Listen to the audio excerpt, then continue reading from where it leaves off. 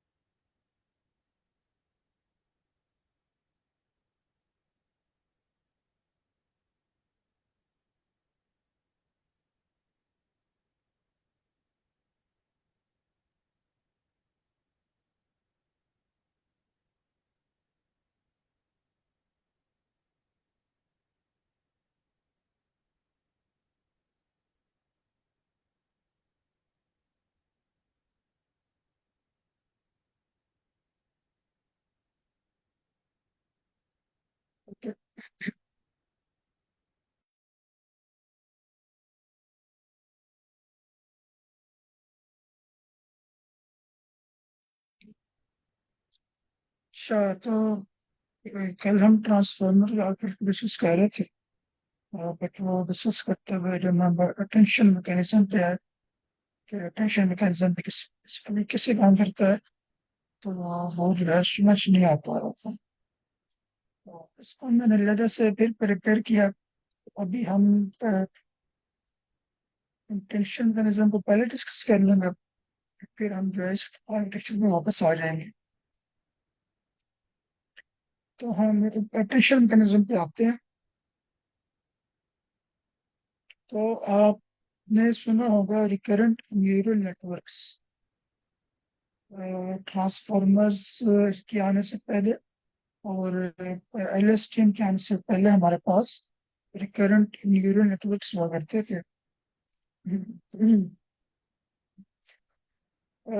I hope so कि आप लोगों में से बहुत से ने ये एनएन को जरूर देखा होगा, आर्टिफिशियल न्यूरल नेटवर्क्स को देखा होगा कि वो बेसिकली क्या होते हैं और कैसे काम करते हैं। मैंने भी देखा था कि ये परेशानी की बात नहीं है।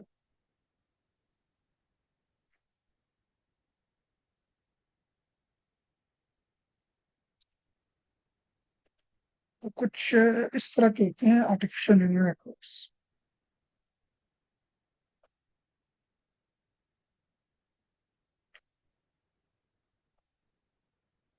तो ये जो है ये आपकी हिडन लेयर हुआ करती है। ये वाले सर, ये आपकी हिडन लेयर होगी। ठीक है। और सॉरी सॉरी, ये इनपुट लेयर होगी। और ये आपकी हिडन लेयर होगी। ये दो आपकी हिडन लेयर्स होंगी। और इसके अलावा ये आपकी आउटपुट लेयर होगा क्या कि यहाँ से कोई इनपुट आएगी आपको। फॉर एग्जाम्पल यहाँ से X1 की इनपुट आ रही है और यहाँ से X2 की इनपुट आ रही है और से ऑन। ठीक है। और यहाँ पे X4 की इनपुट आ रही है। ठीक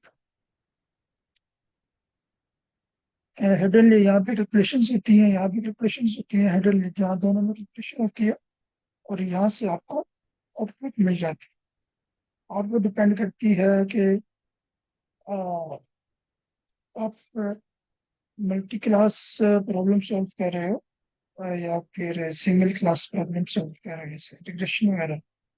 जिसको हम बाइनरी भी कह सकते हैं कि बाइनरी प्रॉब्लम सॉल्व कर रहे हैं। तो कुछ लोग दिखते होते हैं आर्टिफिशियल इंटेलिजेंस। अब तो होता क्या है कि एएनएन को आप इस्तेमाल करते हो किसी ऐसी प्रॉब्लम के लिए जिसमें डाटा के अंदर स्ट्रक्चर का ना होना जरूरी नहीं है। फॉर एग्जाम्पल कि अगर मैं आपको किसी प्रॉब्लम के बारे में बताऊं, तो मैंने ये चेक करना है कि इस्लामाबाद में हाउस की प्राइसेस क्या होती है। फॉर एग्जाम्पल कि यहाँ से जो मुझे आउटपुट आएगी, यहाँ से मुझे आउटपुट आएगी वो हाउस प्राइस होगी। ठीक है। तो हाउस प्राइस के लिए तो मुझे मॉडल बनाना हो तो मुझे क्या इनपुट चाहिए। मुझे चाहिए हो सकती है एरिया। ठीक है। मैं एरिया को ए से रिप्रेजेंट कर रहा हूँ, area of the house. Number of bathrooms कितने हैं, और नंबर ऑफ बेडरूम्स कितने हैं, ठीक है। और क्या चाहिए सकता है, लोकेशन, ठीक है, लोकेशन क्या है। तो ये चार इनपुट्स जो है वो मैंने देनी है, और यहाँ से मुझे हाउस प्राइस मिल जाएगी, ठीक है। अच्छा, ये भी हो सकता है कि जो एरिया में फर्स्ट, ओके, ये जो आपको गोल सर्कल नजर आ रहे हैं ना, इसको हम न्यूरॉन कहते हैं। ये एक चीज मैं आपको पहले बता दूं, इनको हम कहते हैं न्यूरॉन्स। तो ये एक न्यूरॉन है, ये भी एक न्यूरॉन है, और ये भी एक न्यूरॉन है। सिमिलरली इसको भी न्यूरॉन ही कहेंगे, और इससे भी न्यूरॉन कहेंगे, ठीक है। तो ये जो एरिया की इनपुट है ना, ये न्यूरॉन नंबर 1 के पास जा रही है, और बाथरूम का जो इनपुट है वो न्यूरॉन नंबर के पास जा रहा है, और ये बेडरूम है इसका इनपुट न्यूरॉन नंबर 3 के पास, और लोकेशन के न्यूरॉन नंबर 4 के पास। तो ये भी हो सकता है कि मैं अगर ये जो बाथरूम और बेडरूम की इनपुट है,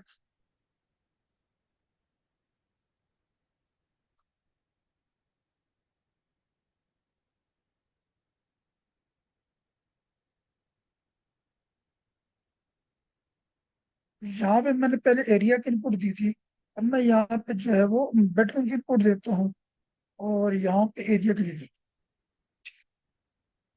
तो पहले हम क्या दे रहे थे, पहले हम बेडरूम दे रहे थे, और यहाँ पहले हम एरिया दे रहे थे। बट अब हमने इसको चेंज कर दिया, बेडरूम यहाँ पे ले आए हैं, और एरिया यहाँ पे ले आए हैं। तो मेरे जो मॉडल है उसको कोई फर्क नहीं पड़ता। जैसे वो पहले काम कर रहा था वो वैसे ही काम करता रहेगा। जो एक्यूरेसी, जो वैल्यूज पहले आ रही थी, मेरे पास वही वैल्यूज आ रही होंगी, ठीक है। तो ये चीज, ये आर्टिफिशियल न्यूरल नेटवर्क इस तरह से काम करता है। अब हम जरा इससे आगे चलते हैं, तो हमारे पास आते हैं करंट न्यूरल नेटवर्क्स। ये एक रिकरेंट न्यूरल नेटवर्क की किस्म है, ये जो आपके सामने भी डिस्प्ले हो रही है।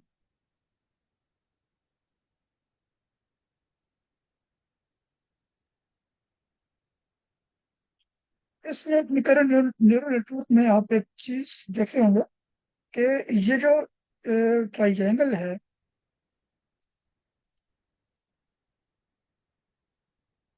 ये वाला जो ट्राइएंगल है जिसके अंदर एच लिखा हुआ है, अगर मैंने इसको रिप्रेजेंट करना हो as a artificial neural network, तो मुझे क्या करना पड़ेगा। मुझे सिंपली ये करना पड़ेगा। ये कैसे बनाऊंगा मैं लिखूंगा एच, यहाँ से मेरा एक्स आ रहा है। एक्स क्या है, एक्स मेरा बेसिकली क्या है, इनपुट है, और यहाँ से मेरा आउटपुट है। तो ये क्या होगा, ये एक सिंपल आर्टिफिशियल न्यूरल नेटवर्क होगा। लेकिन इसमें उसमें क्या फर्क है, इसमें आप देख रहे हो कि एक इनपुट जो है वो वापस जा रही है। आर्टिफिशियल न्यूरल नेटवर्क के अंदर ऐसी कोई भी इनपुट जो वापस जा रही हो वो एग्जिस्ट नहीं करती। ये वाली जो चीज है, ये आर्टिफिशियल न्यूरल नेटवर्क के अंदर एग्जिस्ट नहीं करती। सिंपल आप इनपुट देते हो और आपके पास आउटपुट आता है। तो यहाँ पे क्या है कि आपके पास एक इनपुट जो है वो वापस जा रही है। अब वो इनपुट कौन सी है, वो ये डब्ल्यू, यही है, ये वाला जो इनपुट ओ है, सिंपली वही इनपुट आपके पास उसमें वापस जा रही है, ठीक है। अच्छा, ऐसा क्यों हो रहा है, ये क्यों ऐसा करना जरूरी क्यों है। आखिरकार एएनएन के थ्रू हम काम क्यों नहीं कर सकते। फिर ये है कि टेक्सचुअल डाटा जो है एक दूसरे पे डिपेंड करता है। फॉर एग्जांपल आपके पास ये जो लाइन लिखी है कि routes back to recurrent neural network, तो ये जो रिकरेंट न्यूरल नेटवर्क है, या जो रूट्स बैक है, ये किसके बारे में बता रहा है, ये बता रहा है कि इसके बारे में हम बात कर रहे हैं, ठीक है। तो यहाँ पे चीजें एक दूसरे पे डिपेंड कर रही होती है। मैंने लास्ट टाइम एक एग्जांपल दी थी, इनके इसके मेरे पास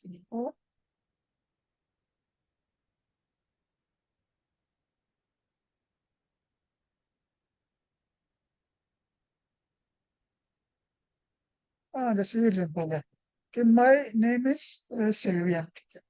तो ये जो नेम है, ये जो नेम है, ये इस पे डिपेंड करता है, ठीक है। सल्वियन, अब सल्वियन कौन है? सल्वियन ये कोई बंदा है जो कह रहा है कि माय नेम इज सल्वियन। यहाँ पे अगर ही होता, शी होता, दिस, दे होता, तो टेक्सचुअल डाटा जो है वो बेसिकली एक दूसरे पे डिपेंड कर रहा होता है।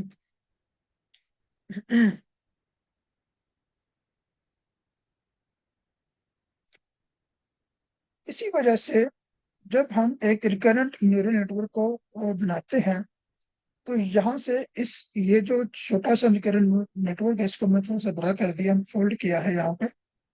तो ये x1 है, इसको आप ऐसे समझो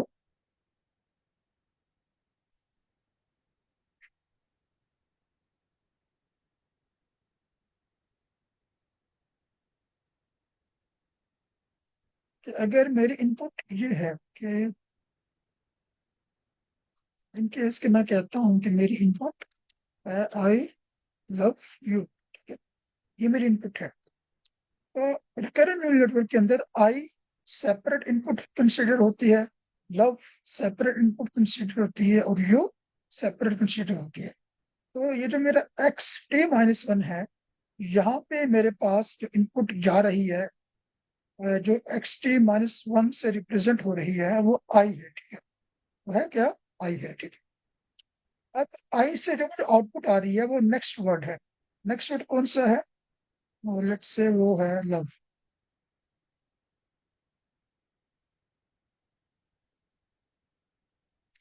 तो अब लव तो, क्योंकि जैसा हमने पहले देखा कि टेक्स्ट जो है वो नंबर्स में कन्वर्ट होता है, नंबर्स में कन्वर्ट होने के बाद ही इनपुट बनता है, और जो आउटपुट होती है वो भी न्यूमेरिकल फॉर्म में होती है। न्यूमेरिकल फॉर्म को बाद में आप टेक्सचुअल फॉर्म में कन्वर्ट करते हो। तो ये जो लव है बेसिकली ये कोई नंबर होंगे, तो बाद में कुछ आप प्रोसेसिंग करके उसको लव के अंदर कन्वर्ट कर लोगे। तो ये जो लव है, जो लव का जो भी नंबर है उसको मैं 20 से रिप्रेजेंट कर देता हूँ, ठीक है। 20, जो भी उसका जो वेक्टर है, जो न्यूमेरिकल रिप्रेजेंटेशन है, ये सेम वेक्टर जो कि लव को रिप्रेजेंट कर रहा है, यही सेम वेक्टर एच टी को भी, ये वाला जो एच टी है, ये वाला, इसको इनपुट के फॉर्म में जाएगा, और यहां से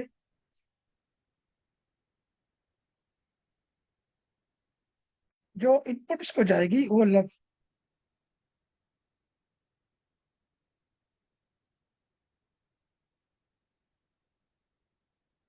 ठीक है। तो एक वेक्टर यहां से गया वी, और यहां से अपने लव को भी भेज दी। अब ये प्रिडिक्शन टाइम पे ये सब कुछ हो रहा होता है, ट्रेनिंग टाइम पे चीज थोड़ी डिफरेंट हो जाती है, ये इस तरह से वर्क नहीं करती। लेकिन जब आप प्रिडिक्ट कर रहे होते हो, तब ये सिमिलर इस तरह से वर्क कर रहे होते हैं। अब सवाल ये उठता है कि लव को भेजना क्यों जरूरी है? ये जो लव का वेक्टर है, ये यहाँ भेजना जरूरी क्यों था? इसकी वजह ये है कि अब जो भी आउटपुट आगे आएगी, वो बेसिकली पिछली आउटपुट पे डिपेंड कर रही होगी, जैसे क्योंकि टेक्सचुअल डाटा एक दूसरे पे डिपेंड करते हैं। तो यहाँ से जो आपको आउटपुट मिलेगी वो यू होगी,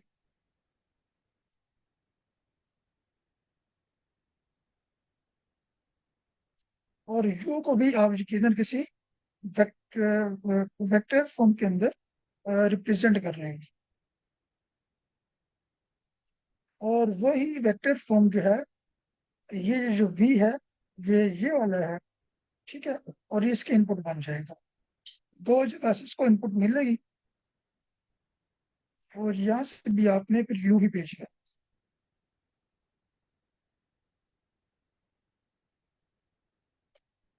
तो यहाँ पे टेक्सचुअल डाटा एक दूसरे पे डिपेंड करता है। अब हो क्या रहा है कि जो लव का जो वेक्टर है, ये जहां से जब वेक्टर गया था, ये वाला जो भी है, ये वाला, ये किधर पे न्यूमेरिकल रिप्रेजेंटेशन होगी। ऑब्वियसली ये हो सकता है 0, 3 और 9, ये एक न्यूमेरिकल रिप्रेजेंटेशन है। ये न्यूमेरिकल रिप्रेजेंटेशन जब यहाँ पे जाएगी, तो ये इसमें कुछ चेंजेस आएंगी। यहाँ से आपने एक और इनपुट भेजी है लव की, उसमें कुछ चेंजेस आएंगी और ये हो जाएगी, मान लेते हैं 0, 1 और 7।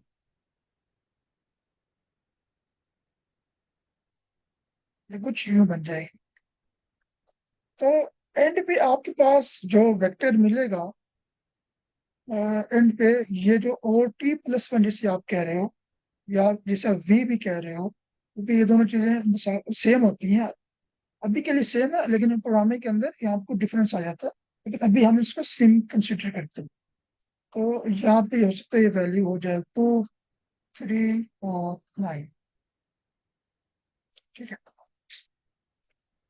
तो ये जो वैल्यू है 2, 3, 9, जो कि इस v से मिली है, इस वाले v से, इस वेक्टर के अंदर पिछले सारे इंफॉर्मेशन मौजूद है।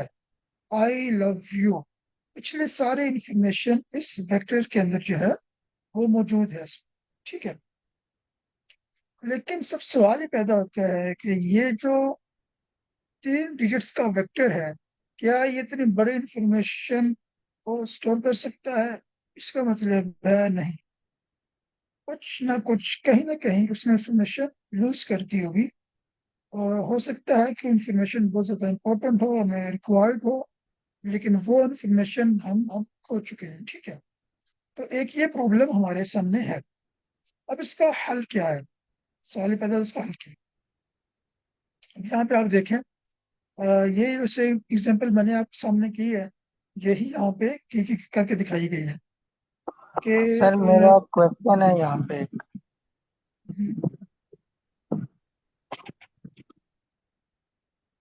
जी जी पूछे। सर ANN हम करते हैं, उसमें आप इनपुट देते हैं वो वेट से, और 22 उसमें एडिशन होके मल्टीप्लिकेशन होके वो इनपुट अगले न्यूरॉन्स के लिए आउटपुट, इनपुट के लिए उसकी आउटपुट अगले के लिए इनपुट का काम करती है। वो तो समझ आ गया। अब इसका आप अगर ऊपर करें तो इनपुट हमने आई दी है, उसका वो OT-1 का आउटपुट लव कैसे बन रही है, ये सर कंफ्यूजन कर रही है। ये इसलिए बन रही है क्योंकि मैं इसको बताना चाहता हूँ। उसकी वजह ये है कि ये ट्रेनिंग फेज में नहीं है। अगर मैं आपको ये वो समझाऊं, ट्रेनिंग फेज के अंदर ये चीज कैसे काम करती है यहाँ पे। तो मैं इसको कॉपी करता हूँ। ठीक है?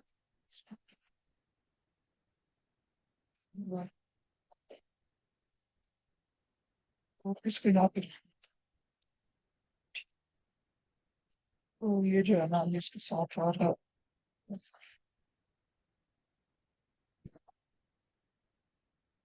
तो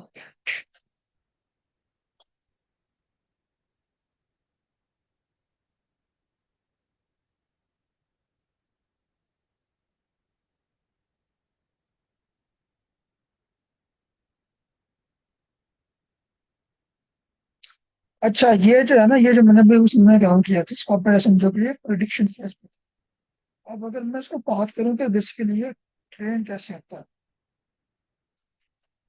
तो ट्रेनिंग फेज में क्या होगा कि आपके पास जो आउटपुट होगी वो रेंडम होगी। अगर आपने आर्टिफिशियल न्यूरल नेटवर्क को अच्छी तरह से पढ़ा हो तो पता होगा कि यहाँ से जो इनपुट मैंने बेची है वो आई का वेक्टर है। ठीक है? वो क्या है? वो आई का वेक्टर है। अभी हम बात कर रहे हैं ट्रेनिंग की। ट्रेनिंग क्या होता है कि जब जो मॉडल है वो सीख रहा है चीज को, यहाँ से वो लब नहीं भेजेगा। ठीक है? वो हो सकता है वो भेज दे। अब चूंकि आपको पता है वोकेबलरी होती है ना, हमारे पास वोकेबलरी होती है। तो जो कभी वेक्टर आएगा वो विश लिस्ट वोकेबलरी में से ही आना चाहिए। ठीक है? इसके अलावा कोई वेक्टर आता नहीं होता। हमारे पास वोकेबलरी क्या है? 3 वर्ड्स की है, आई लव यू। तो यहाँ से मान लेते बेचता है आई, मैं बेचता है आई। मुझे जो रिक्वायर्ड है वो लव रिक्वायर्ड है, वो आई रिक्वायर्ड तो नहीं है। तो अब जो आई का जो वेक्टर है, वो जरूरी नहीं है जो सिमिलर हो। ये वाला जो आई है, मैं इसको डिफरेंट रिप्रेजेंटेशन देता हूँ ताकि कंफ्यूजन ना। ये वाला है। ठीक है? अ,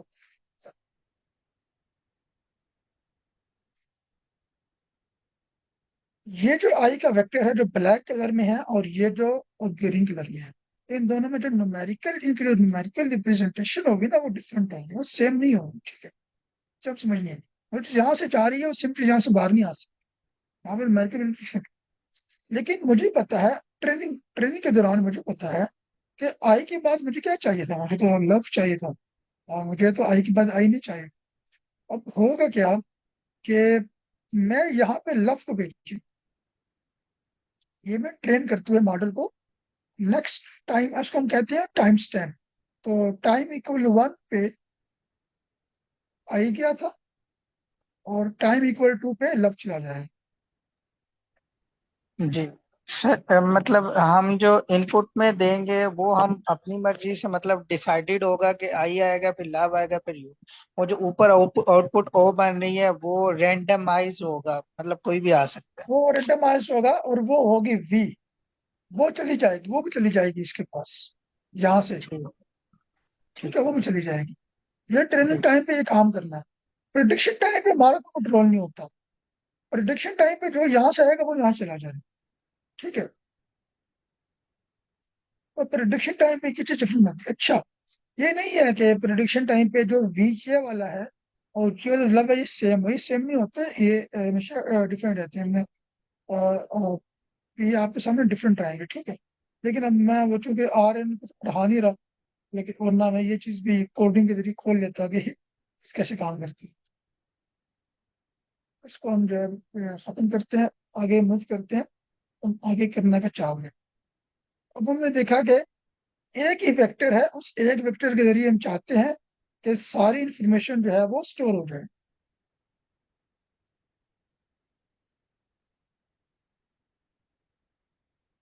लेकिन मसला ये है कि इंफॉर्मेशन का लॉस यकीनी है, तो आप एक वेक्टर के जरिए से सारी इंफॉर्मेशन को स्टोर नहीं कर सकते।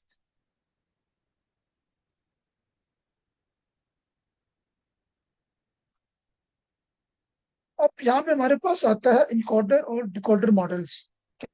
हम इनकोडर या डिकोडर, अच्छा ये वो इनकोडर डिकोडर नहीं है, लेकिन अभी हमने ट्रांसफॉर्मर पढ़ा है। इनकोडर डिकोडर एक टर्म है जिसको आप किसी भी तरह से इस्तेमाल कर सकते हैं। तो अभी इसको देख लेते हैं एक दफा। तो एच गया 100, और यहाँ से 0.3 आया है, 0.1 आया है, और 0.9 की वैल्यू आई है, ठीक है। ये भी आपको ट्रेनिंग टाइम पे हम दिखा रहे हैं। तो ये जो वैल्यू आई यहाँ पास हो जाएगी नेक्स्ट रिकरेंट वेरिएबल को, और जो ई है, ई की वैल्यू अपने यहाँ से बेच दी। इस तरह से यहाँ से वैल्यू पास हो जाएगी इसकी, और यहाँ से अपने एल की वैल्यू भेज दी। तो हेलो है, हमने हेलो को उल्टा प्रिंट करवाना है इसमें,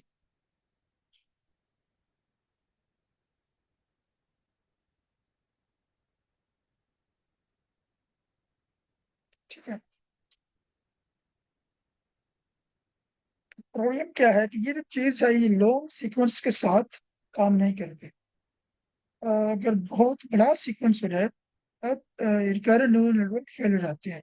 और अगर कोई आपने ये करना हो कि मशीन ट्रांसलेशन करनी हो, तब भी वो फेल हो जाते हैं। तो ये प्रॉब्लम हमारे सामने थी। इसका सोल्यूशन है, मैं ये प्रॉब्लम आपके सामने रखूं, एक आपको डिस्प्ले भी कराऊं। आप ये देखो जरा कि जो जर्मन लैंग्वेज है उसको जब हम ट्रांसलेट कर रहे हैं इंग्लिश में वर्ड बाय वर्ड, तो वो ट्रांसलेशन सही नहीं हो पा रहा। तो इस तरह क्योंकि ट्रांसलेशन कि ये जो भी वर्ड है मैं उसको प्रोनाउंस नहीं कर सकता, लेकिन ये कहना चाह रहा है कि एक्चुअल ट्रांसलेशन क्या है, can you help me to translate this sentence. लेकिन वर्ड पे वर्ड ट्रांसलेशन क्या हो रही है, can you me help this sentence to translate. तो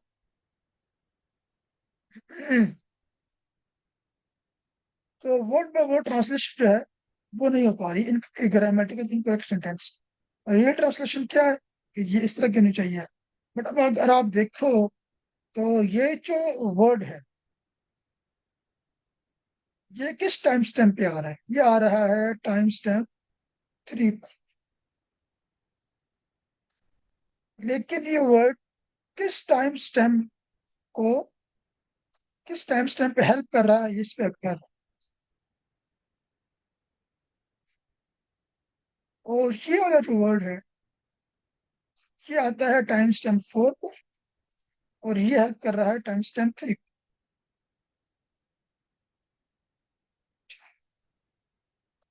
तो इस तरह से लैंग्वेज ट्रांसलेशन इस तरह से होती है, वो वर्ड बाय वर्ड कभी नहीं हो सकती। इसमें हो सकता है कि जो वर्ड किसी एक लैंग्वेज में पहले आ रहा हो वो दूसरी लैंग्वेज में आखिर में जाके ट्रांसलेट होता हो। तो ये प्रॉब्लम हमारे सामने रहती है। अब यहाँ पे हमारे पास इनकोडर और डिकोडर मॉडल है। तो चूंकि आरएनएन ये काम नहीं कर पा रहा था ट्रांसलेशन टास्क, तो हमने इनकोडर और डिकोडर जो आर्किटेक्चर है वो हमारे सामने आया, उसको हम देखते हैं।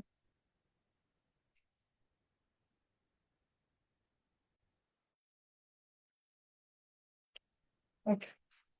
तो ये जो भी वर्ड है जर्मन लैंग्वेज में इससे एक वेक्टर बन रहा है। हम यहाँ से ये वाला वर्ड देते हैं। ये जो वेक्टर है, ये वाला जो वेक्टर है ये वाला, ये वेक्टर दो जगह से इनपुट लेता है, यहाँ से भी लेता है, वो यहाँ से भी लेता है। जैसे हमने पहले आरएनएन में देखा कि वो दो जगह से इनपुट है। फिर यहाँ पे भी जो वेक्टर बन रहा है वो जो जो दो जगह से इनपुट लेकर आ रहा है, यहाँ से वेक्टर बन रहा है। अब ये जो वेक्टर है ये फाइनल वेक्टर है, ठीक है। ये आपका इनकोडर पार्ट है, ये वाला।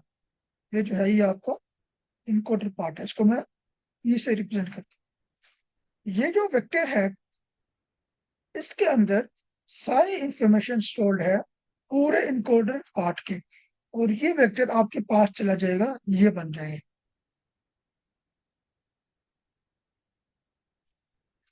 ठीक है। अब इस वेक्टर से आपने ट्रांसलेट करना है, कैन यू हेल्प मी।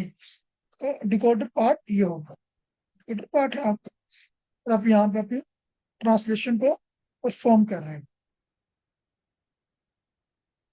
लेकिन ये जो तरीकाकार है ये भी हमारे पास बेसिकली सही तरीके से काम नहीं करता था, क्योंकि एक वेक्टर के अंदर, सिर्फ एक वेक्टर के अंदर पूरे इनकोडर की इंफॉर्मेशन स्टोर है, और जरूरी नहीं है कि उसमें सारी इंफॉर्मेशन स्टोर हो, क्योंकि आपको ट्रांसलेशन करते हुए हेल्प करेगी।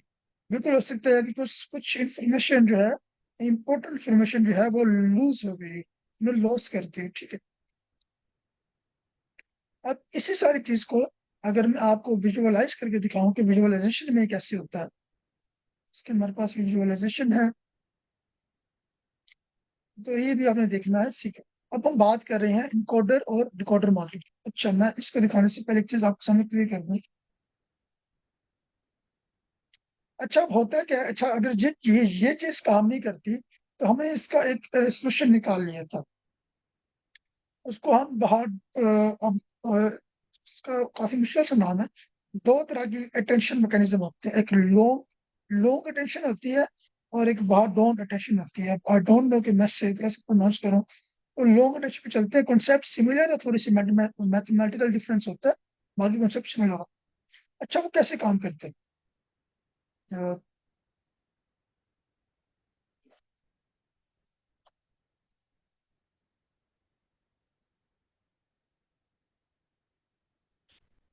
ये इनपुट मैं यहाँ पे ले आता हूँ, ठीक है, image।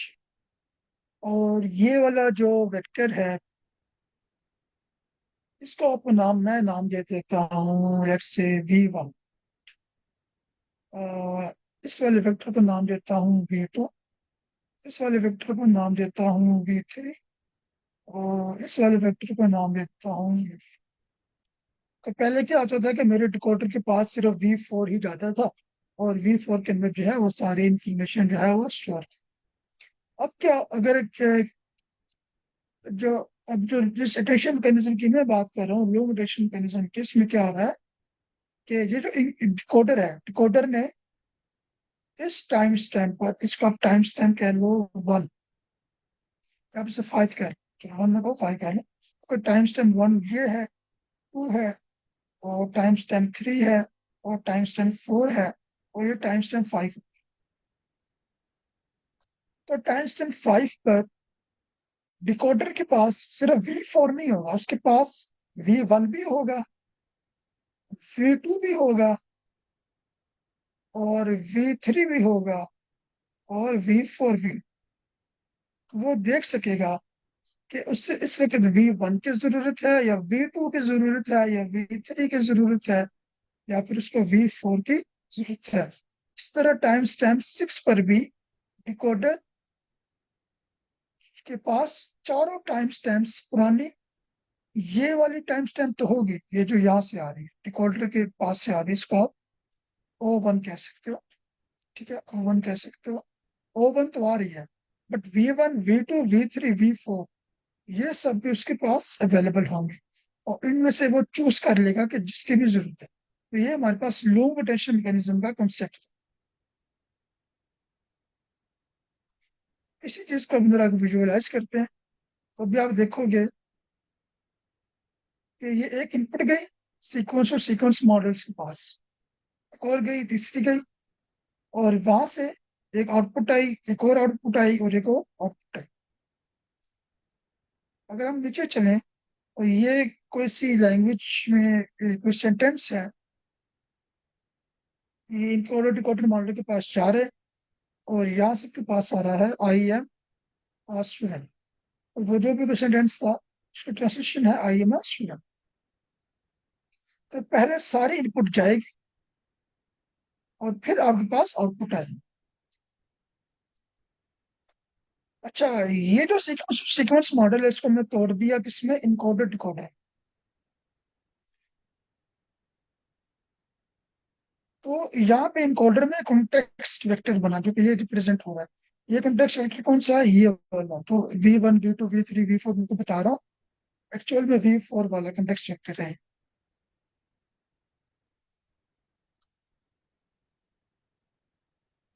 ये डिकोडर के पास गया और यहाँ से आउटपुट आया। और पुराने एग्जाम्पल के लिए जिसमें ट्रांसलेशन कर रहे हैं,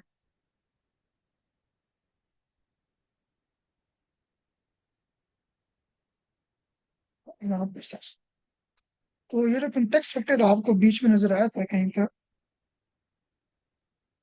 ये वाला, तो वो बेसिकली ये है नंबर 0.1 नंबर, वो न्यूमेरिकल रिप्रेजेंटेशन।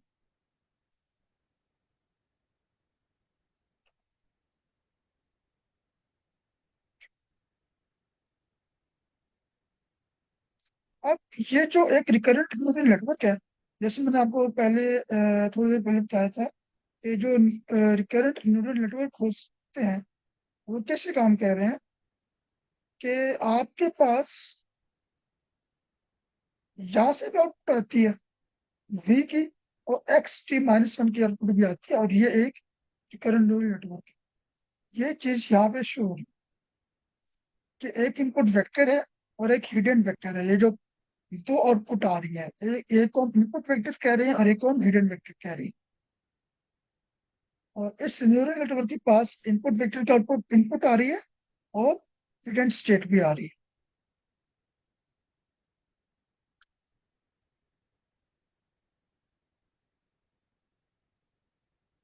इसने प्री प्रोसेस किया और हमें जो आउटपुट मिली है वो आउटपुट 1 और हिडन स्टेट 1 मिली है। अब ये जो हिडन स्टेट 1 है, ये नेक्स्ट टाइम स्टैम्प के लिए इनपुट हो जाएगी, जैसे हिडन स्टेट 0 थी और वहां पे इनपुट 2 भी आएगी।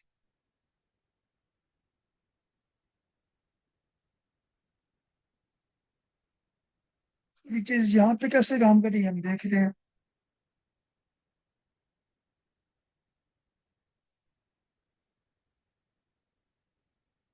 तो टाइम स्टैम्प 1 पर, टाइम स्टैम्प पे एक वर्ड गया और उस वर्ड से एक आपके पास हिडन वेक्टर आया। अब टाइम स्टैम्प 2 के लिए ये हिडन वेक्टर भी इसके इनपुट बन जाएगा इनकोडर की, और यहाँ से भी एक वर्ड इनकोडर की इनपुट बन जाएगा। ठीक है, और उसका टाइम स्टैम्प 3 पर भी ये काम हो। और यहाँ पे एक हिडन स्टेट आ गई हमारे पास, ये डिकोडर के पास जाएगी और डिकोडर ने उसे ट्रांसलेट कर।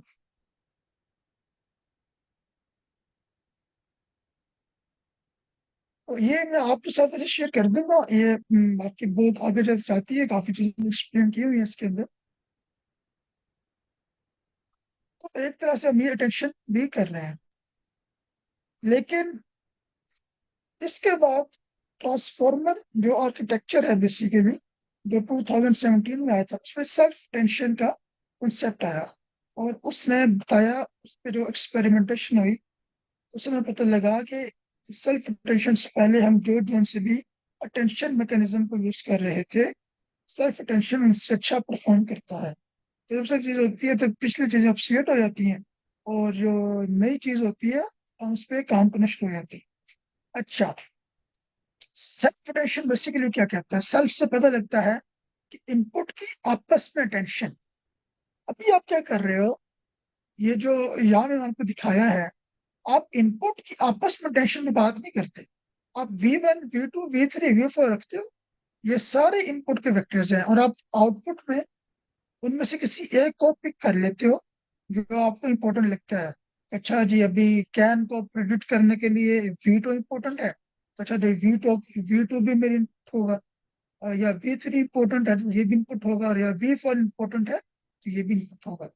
लेकिन सेल्फ क्या है कि इनपुट की आपस में टेंशन कितनी है। इनपुट के जो वर्ड्स हैं वो आपस में एक दूसरे से कितने रेलिवेंट है, कौन सा वर्ड किस दूसरे वर्ड पे डिपेंड करता है। तो सेल्फ अटेंशन तो ये है कि your journey starts with one step. ये देखिए, your journey starts with one step. तो ये मेरी इनपुट है, और योर को मैं रिप्रेजेंट कर रहा हूँ इससे, इस वेक्टर से। जर्नी को रिप्रेजेंट करता हूँ इससे, स्टार्स को इससे, ठीक है। और मुझे एट द एंड एक कॉन्टेक्स्ट वेक्टर चाहिए, इसके लिए, जर्नी के लिए Z2। तो 2 का रिप्रेजेंट कर रहे हैं हम इसको, ठीक है, जर्नी को रिप्रेजेंट कर, एक कॉन्टेक्स्ट वेक्टर चाहिए। कॉन्टेक्स्ट वेक्टर ही असल मेरी एम्बेडिंग होगी, जो कि मैं मॉडल को भेजूंगा आगे।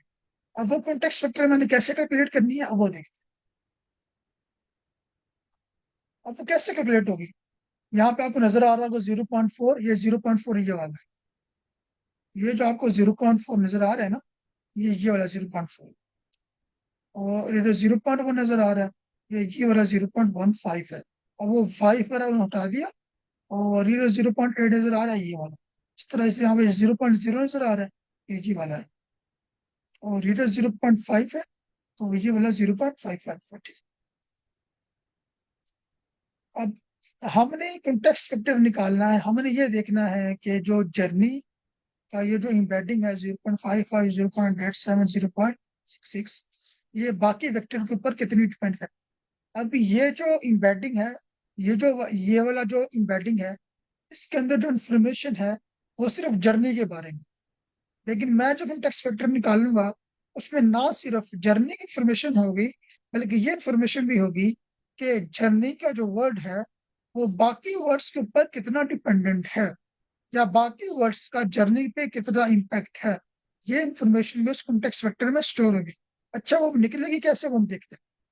अब वो निकलेगी ऐसे कि आपने जर्नी का वेक्टर उठाना है, ये वाला, ये पूरा वेक्टर आपने उठाना है, और इसका डॉट प्रोडक्ट लेना है, इसके साथ भी, अपने साथ भी, और सबके साथ अपने डॉट प्रोडक्ट लेना।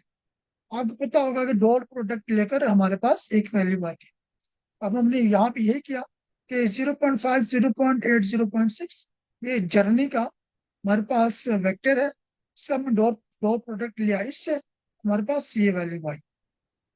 इसका डॉट प्रोडक्ट लिया इससे, ये वैल्यू वैल्यू आई।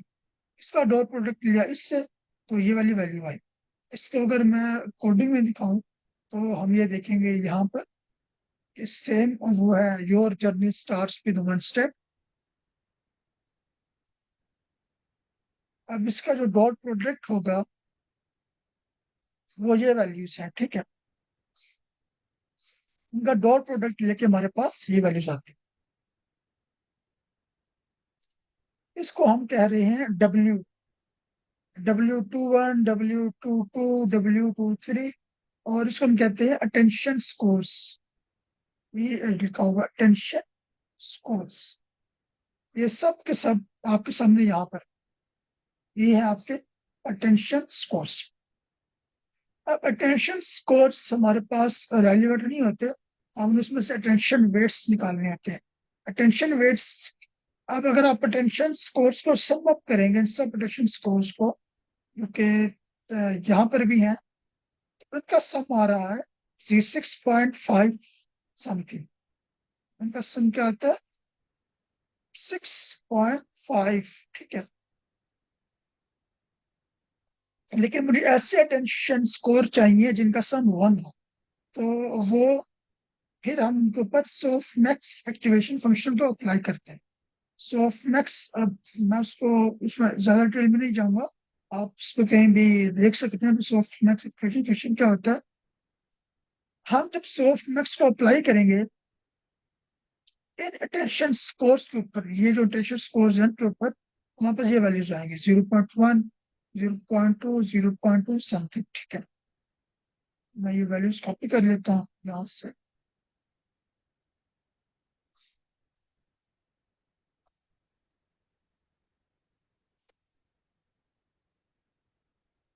तो ये वो वैल्यूज है।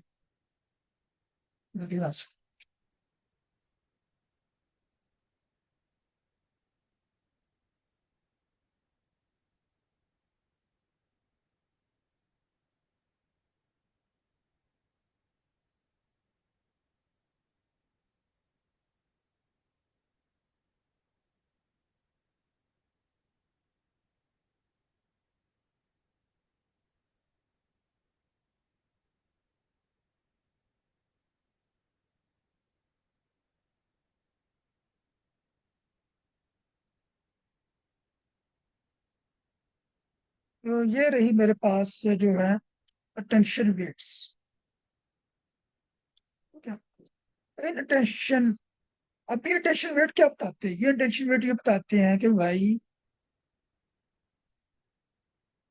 जो जर्नी का वेक्टर था, जर्नी का जो वेक्टर था ये वाला, ये 0.55, 0.87 और 0.66, इसके ऊपर जो इम्पैक्ट है 13% इम्पैक्ट किसका है?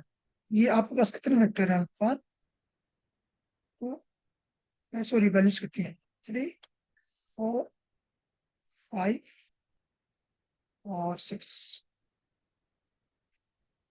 ठीक है, और अगर मैं सेम चीज वहां से कॉपी करूँ,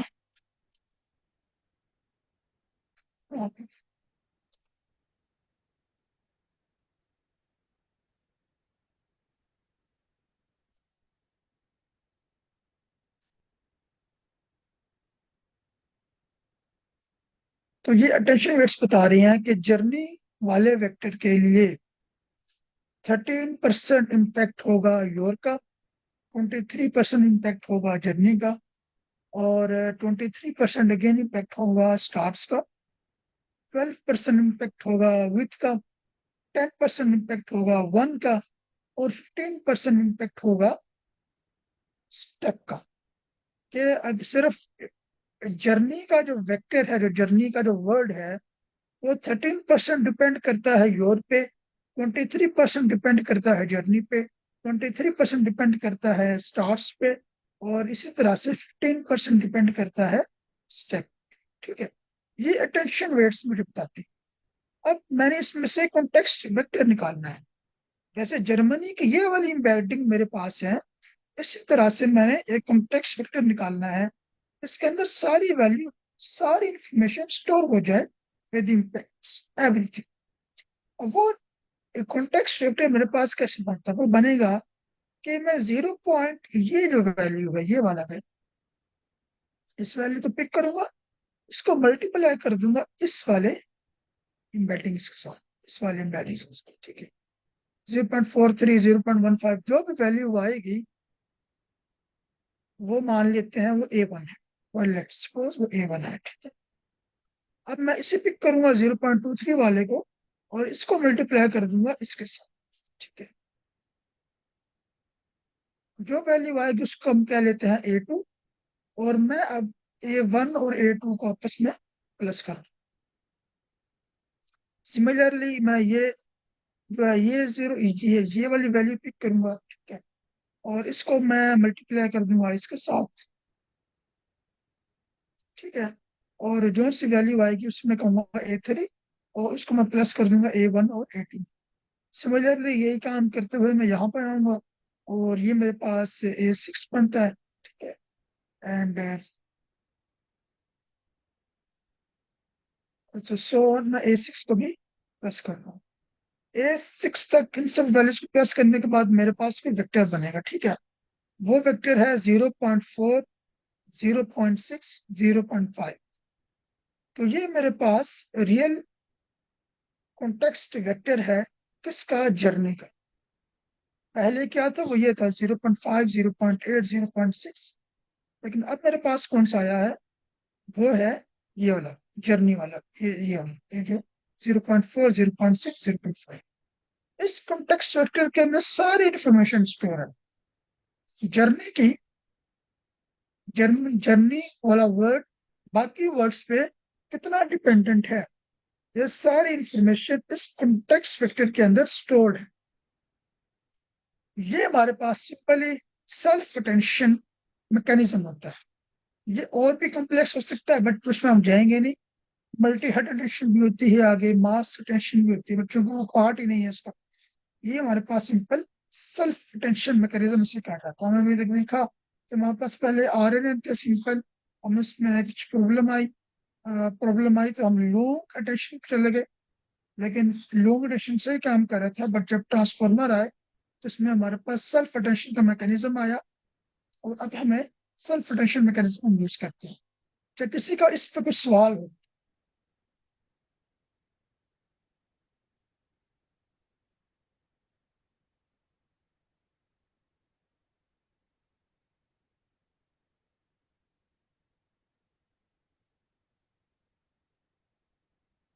किसी का क्वेश्चन हो किसी भी मैकेनिज्म के बारे में।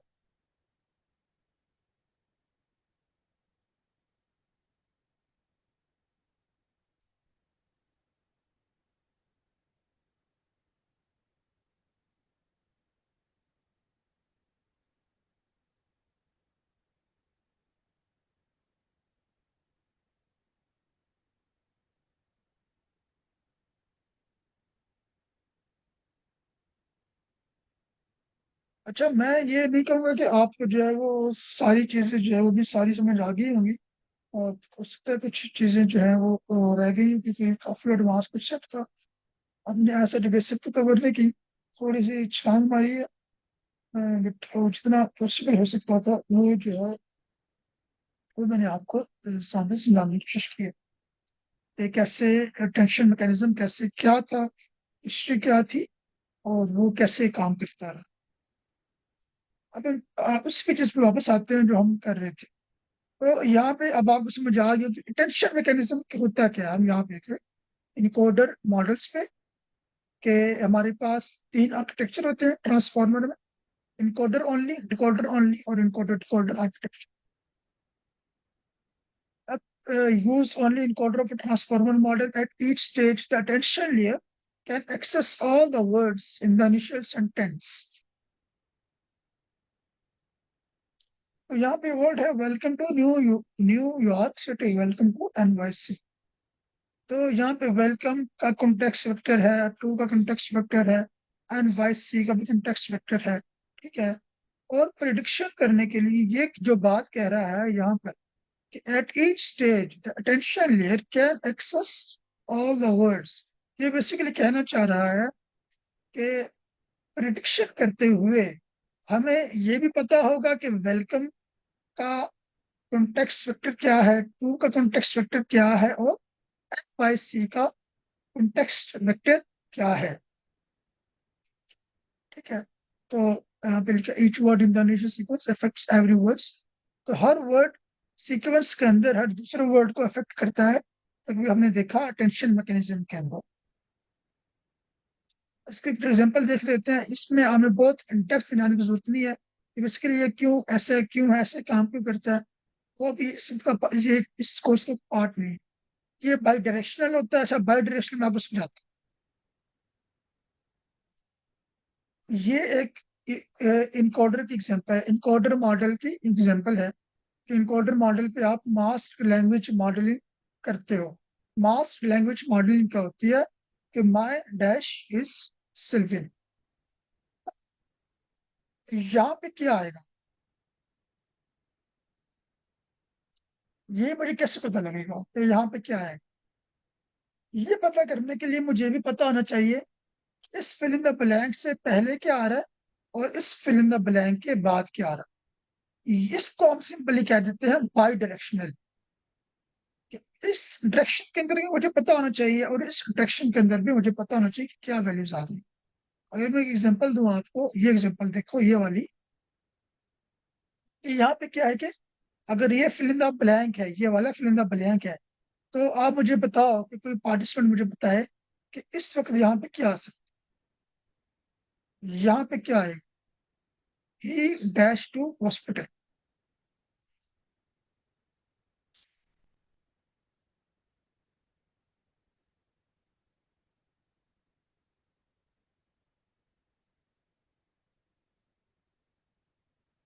है कोई चैट में बताया मुझे यहाँ पे क्या आ सकता है। हाँ, सन लिखा है गो, तो ही गोज, ठीक है, ही गोज टू हॉस्पिटल। और क्या आ सकता है,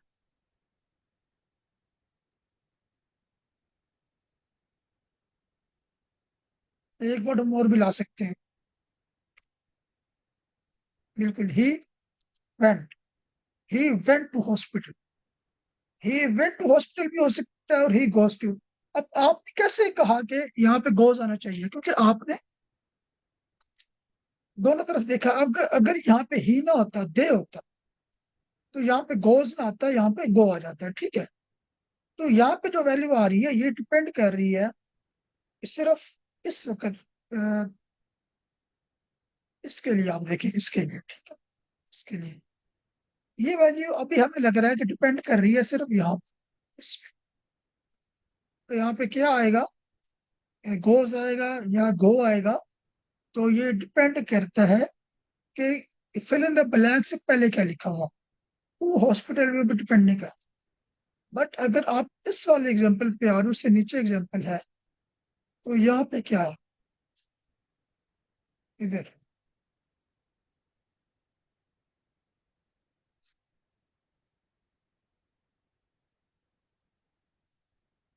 ही वेंट, ठीक है, यहाँ पे आएगा ही वेंट। क्या गोज आ सकता है? नहीं, गोज नहीं आ सकता। गोज को नहीं आ सकता क्योंकि यहाँ पे आ गया यस्टरडे, ठीक है। यस्टरडे वाला, यहाँ पे जहाँ पे यस्टरडे आ जाए तो गोज नहीं लगा सकते, गोज तो प्रेजेंट को बता रहा होता है, ठीक है। अब जब आपने वेंट लगाया, क्या आपने सिर्फ ही को देखा? नहीं, आपने यस्टरडे भी देखा। तो आपने ना सिर्फ फिल इन द ब्लैंक से पहले क्या लिखा हुआ है ये देखा, बल्कि आपने उसके बाद देखा, उसके बाद क्या लिखा हुआ। फिर आपने डिसाइड किया कि मैंने यहाँ पे क्या लेकर आना है, ठीक है। सिमिलरली इसके नीचे जो एग्जाम्पल है, यहाँ पे अगर आप अभी सपोज कर लो कि, लेट्स सपोज के यहाँ पे लिखा हुआ है, ठीक है, तो यहाँ पे क्या आएगा,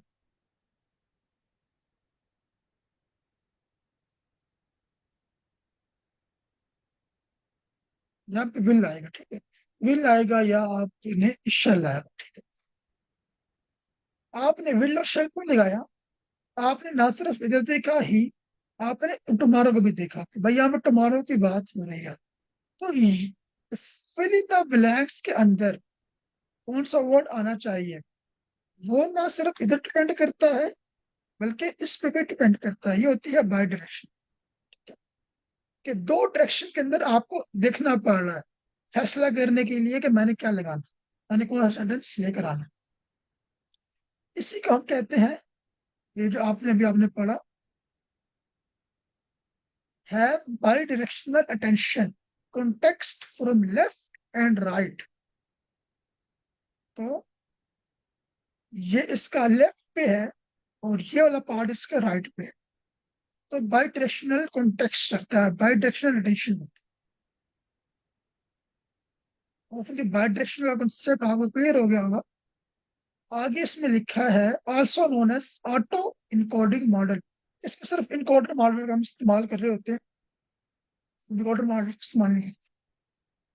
पर ट्रेनिंग ऑफ इनकोडर, इनकोडर की परी ट्रेनिंग कैसे होती है, वो इस तरह से होती है कि आप इनकोडर पे जाते हो, इनकोडर पे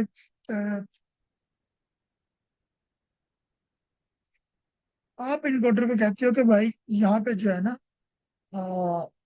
एक सेंटेंस है, माय नेम इज सिल्वियन।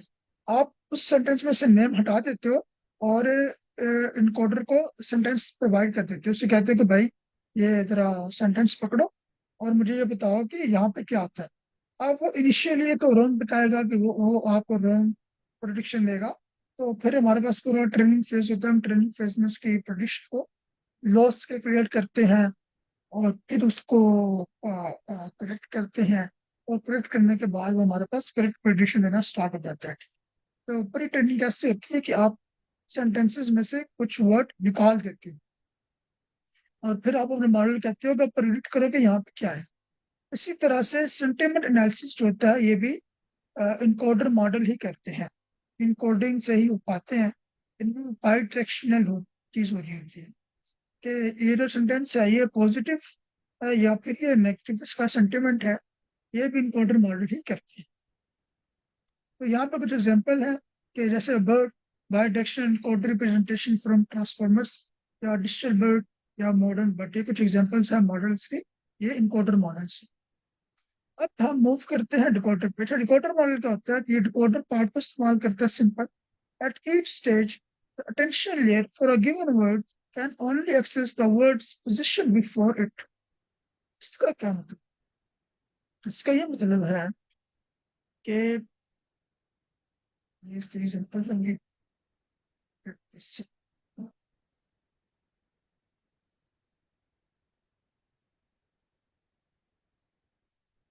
इसका ये मतलब है कि अगर कोई वर्ड लिखा है आई,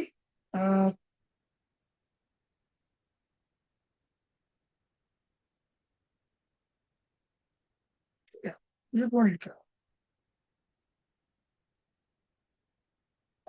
इससे पहले मैं आपको सुना डिकोडर मॉडल करते क्या है, ताकि हम देखें कि इस लाइन का क्या मतलब है। डिकोडर मॉडल का काम टेक्स्ट जनरेशन का आता है। टेक्स्ट जनरेशन कैसे होती है? न्यू टेक्स्ट को जनरेट करना। न्यू टेक्स्ट कैसे जनरेट होगा? कि जब आपके पास पुराना टेक्स्ट होगा, क्या आप ये कह सकते हो कि मैंने न्यू टेक्स्ट जनरेट करना है जब मेरे पास अगला टेक्स्ट मौजूद होगा? इस तरह से तो नहीं होता। हमारे पास हमेशा पुराना टेक्स्ट मौजूद होता है, तो हम पुराने टेक्स्ट को देखने के बाद ही न्यू टेक्स्ट को जनरेट कर लेते हैं। फॉर एग्जाम्पल जैसे यहाँ पे आई लव यू लिखा हुआ, तो अगर यहाँ पे आपने यू को पिलाना है तो आपके पास कम से कम इतना टेक्स्ट मौजूद होगा। ये टेक्स्ट आपके पास मौजूद होगा, ठीक है। इतना टेक्स्ट आपके पास मौजूद होगा, आप उसके बाद ही यू को प्रिडिक्ट करोगे। इसका मतलब ये है कि जो आई आई का जो कॉन्टेक्स्ट वेक्टर है, जो आई का जो कॉन्टेक्स्ट वेक्टर है और जो लव का कॉन्टेक्स्ट वेक्टर है, यू को सिर्फ इन दो कॉन्टेक्स्ट वेक्टर तक ही एक्सेस जो है प्रोवाइड की जाएगी। इससे पहले क्या हो रहा था इनकोडर मॉडल में कि इस नेम को प्रेडिक्ट करने के लिए ना मेरे पास सिर्फ माए की कॉन्टेक्स्ट वेक्टर की चीज थी, बल्कि इसके भी थी, सेल्वियन की भी थी और डॉट की भी थी। तो इससे पहले वाले जितने कॉन्टेक्स्ट वेक्टर है उनकी भी मेरे पास एक्सेस है, और उसके बाद जो जो इससे जो लेफ्ट साइड पे है की भी है और जो राइट साइड पे है उनकी भी है। लेकिन टेक्स्ट जनरेशन में ऐसा नहीं होता। आपके पास सिर्फ लेफ्ट साइड के जो टेक्स्ट वेक्टर है उनकी ही एक्सेस मौजूद होगी during the pre training phase. For a given word can only access the word's position before it। तो यू से पहले जो वर्ड्स पोजिशन है सिर्फ आपके पास उनके ही कॉन्टेक्स्ट वेक्टर एक्सेस होंगे। Also known as auto regressive models.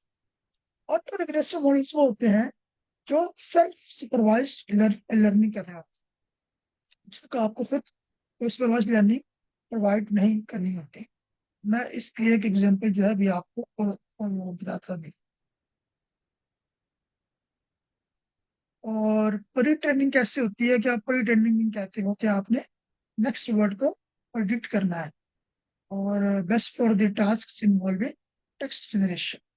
Example में कुछ ये है कि गूगल का जीपीटी है, डीप सीक है, हगिंग फेस के कुछ मॉडल्स हैं, ठीक है।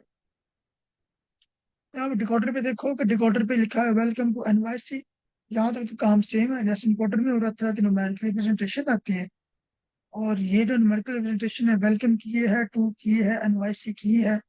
बट जब आप टू को प्रेडिक्ट कर रहे होगे, तो आपके पास सिर्फ वेलकम की जो इम्पोर्टर है, जो वेलकम का जो कॉन्टेक्स्ट फैक्टर है, इसके साई होगी, वाई सी की नहीं होगी। जब आप एन वाई सी को प्रेडिक्ट कर रहे होगे, तब आपके पास टू की भी रिजल्ट, ठीक है। इसके हम एक एग्जांपल देखते हैं। अच्छा, जो मॉडर्न लार्ज लैंग्वेज मॉडल्स हैं, वो ज्यादातर डिकोडर बेस्ड होते हैं, इनकोडर बेस्ड नहीं होते। और कुछ एक्सेप्शंस हैं जिसके अंदर हमारे पास इनकोडर डिकोडर दोनों को यूज किया गया है, बट ज्यादातर डिकोडर बेस्ड ही होता है।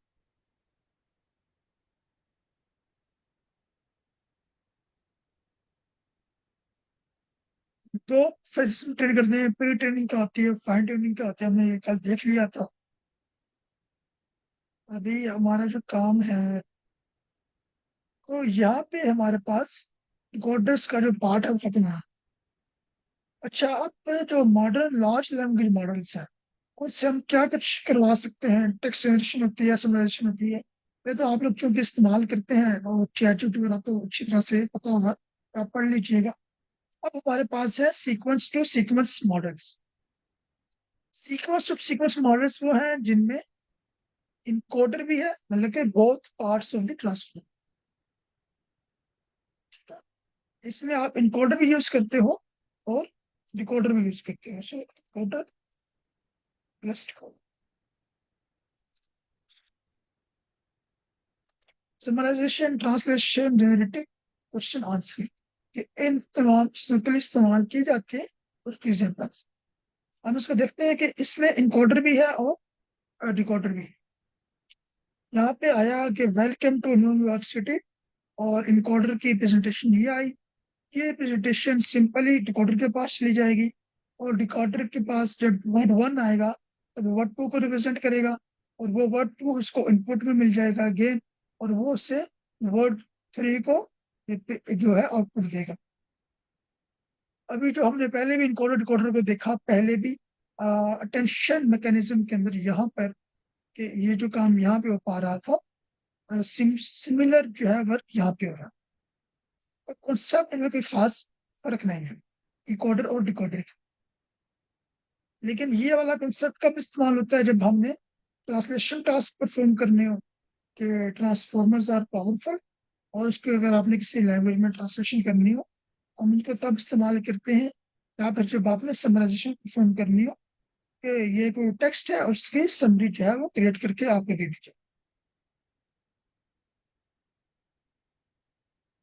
और यहाँ पे चूजिंग द राइट आर्किटेक्चर, के आपने अगर टेक्स्ट क्लासिफिकेशन करनी है तो आपको सिर्फ डिकोडर को इस्तेमाल करना चाहिए।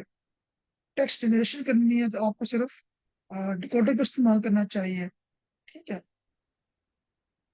और अगर आपने ट्रांसलेशन करनी है तो इस मॉडल को समझ करनी है, तो इस मॉडल को यहाँ पे एग्जाम्पल भी है कि आप इन मॉडल्स को इस्तेमाल कर सकते हैं अपने टास्क के मुताबिक।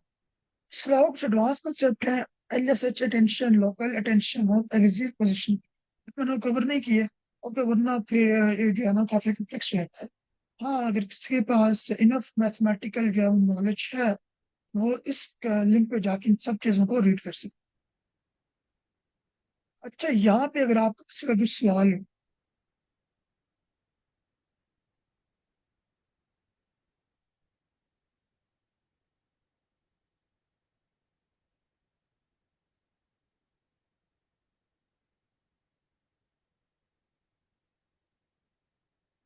कुछ देर समझ ना आए तो पूछ लें।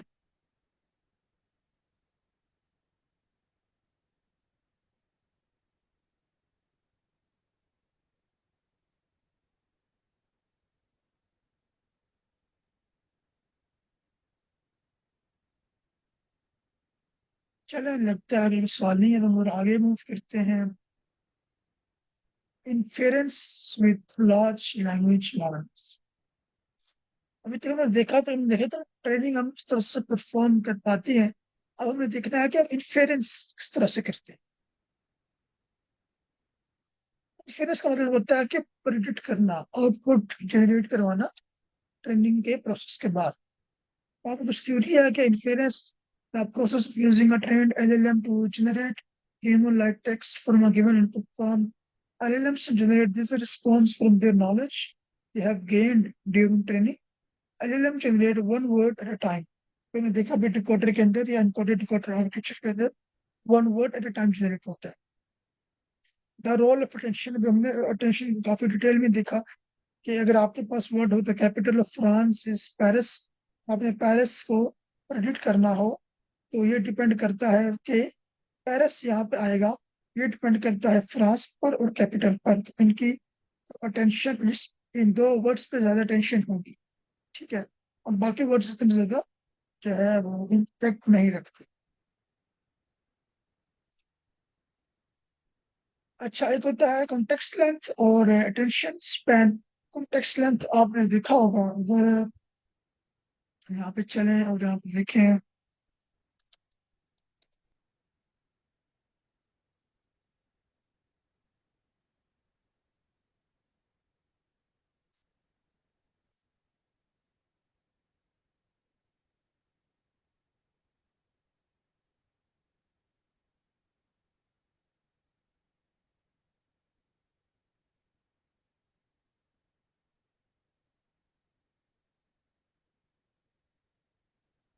तो ये असल में कॉन्टेक्स्ट लेंथ है। कॉन्टेक्स्ट लेंथ का मतलब क्या होता है कि एक एट अ वन टाइम कोई मॉडल कितने इनपुट टोकन्स को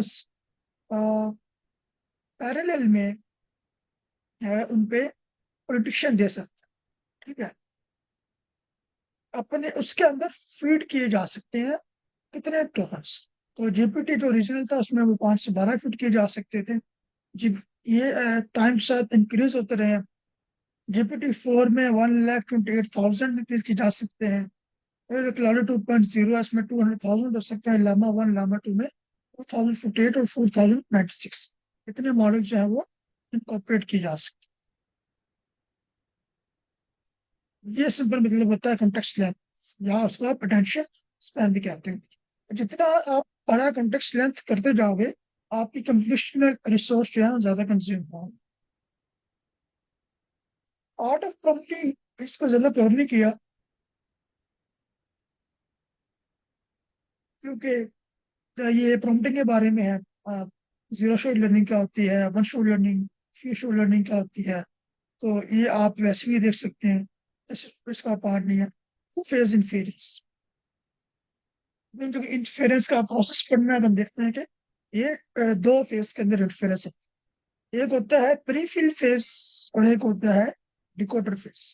अभी हम देखेंगे प्री फिल फेज क्या होता है। प्री फिल फेज क्या है कि वर्ड्स जो हैं या जो टोकन्स हैं उनको जो टेक्स्ट है वर्ड्स उनको टोकन्स में कन्वर्ट कर दिया जाए। टोकन्स क्या होंगे, अगर कहीं पर कोई टेक्स्ट लिखा है तो उसको तोड़ दिया जाए। मैं आपको दिखाता हूँ इसको, हम थोड़ा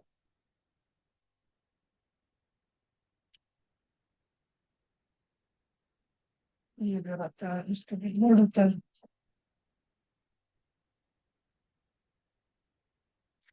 तो यहाँ पर मैं टेक्स्ट लिखूंगा, आई लिव इन पाकिस्तान।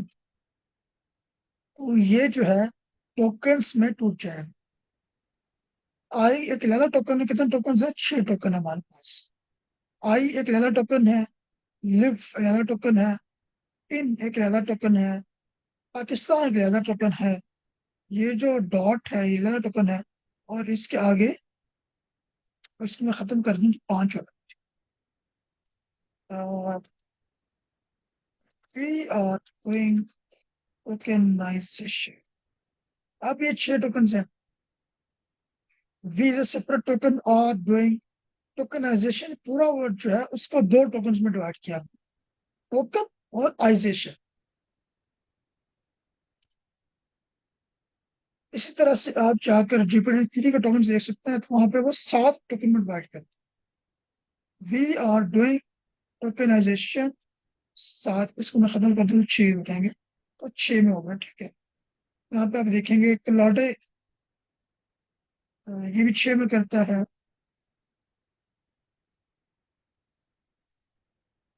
जो मिस्ट्राल है, कुछ टोकनाइजर्स होंगे वो पहले एक टोकन खुद से डाल देते हैं। हमने तो कभी नहीं डाला, लेकिन ये डालते हैं। इसका मतलब होता है स्टार्ट ऑफ सीक्वेंस, कि यहाँ से बात शुरू हो रही है, ठीक है। अब टोकन हो जाएंगे 7।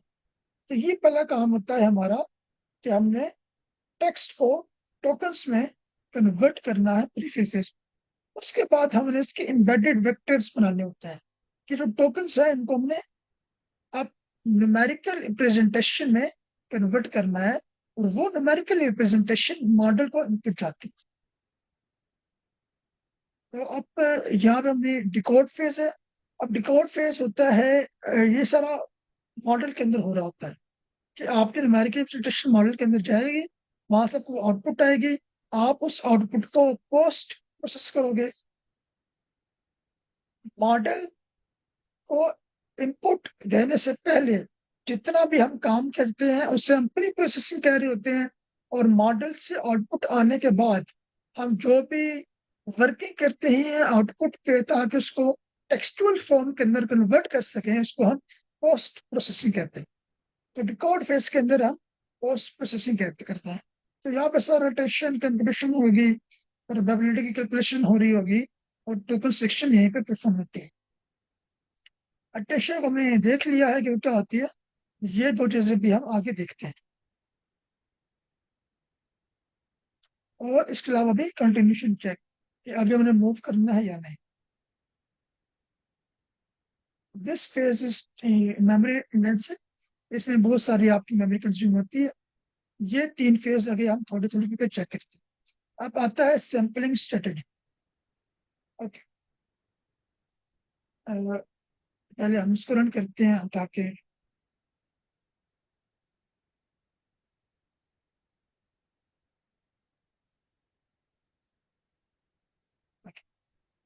अच्छा। अब होता क्या है कि मैं आपको दिखाता हूँ। आपके पास एक मॉडल था, ठीक है।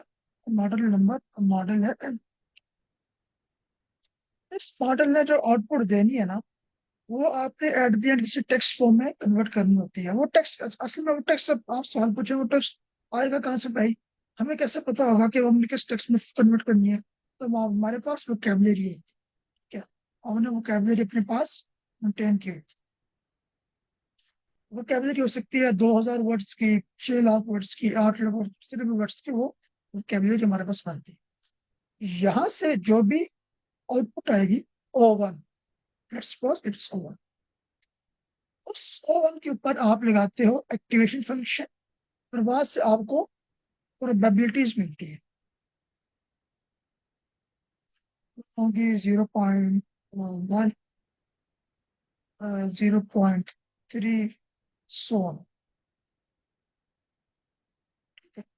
और लेट्स से यहाँ पे कोई आ जाएगी 0.7।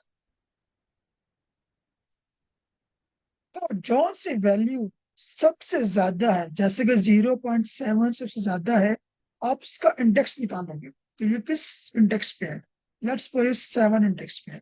आप अपने वोकैबुलरी पे जाओगे और कहोगे कि भाई वोकैबुलरी में 7 इंडेक्स में क्या पड़ा हुआ? वहां पे पड़ा हुआ है इन। आप कहोगे भाई मेरा जो नेक्स्ट वर्ड है ना, अब इन होगा। इस चीज को अब हम यहाँ पे देखते हैं। मेरे पास था the capital of France is. The capital of France is के बाद मॉडल इन कुछ आउटपुट्स देगा, ठीक है। वही आउटपुट्स मॉडल ने कहा कि द कैपिटल ऑफ फ्रांस के बाद पेरिस आ सकता है, डी आ सकता है, ये वाली वैल्यू आ सकती है, या फिर ये वाली वैल्यू आ सकती है, और उसका स्कोरिंग दे दी 19, 16, 16, 15। मैंने किसके साथ चलना है?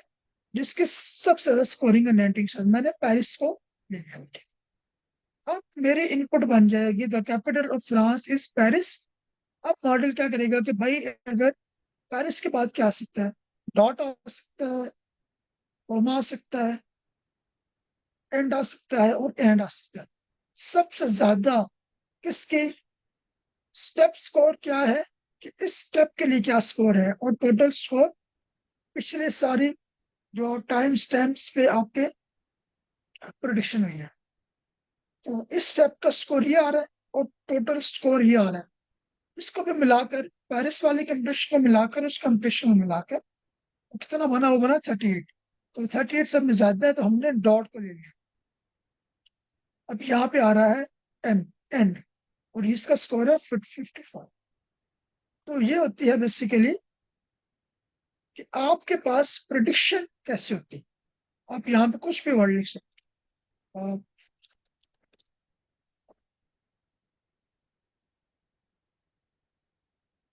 इसे कैलकुलेट करेगा, ये बोलेगा कि आई लिव इन, इनके बाद क्या आ सकता है, इनके बाद ए आ सकता है, बी आ सकता है, न्यू आ सकता है, और लंदन आ सकता है।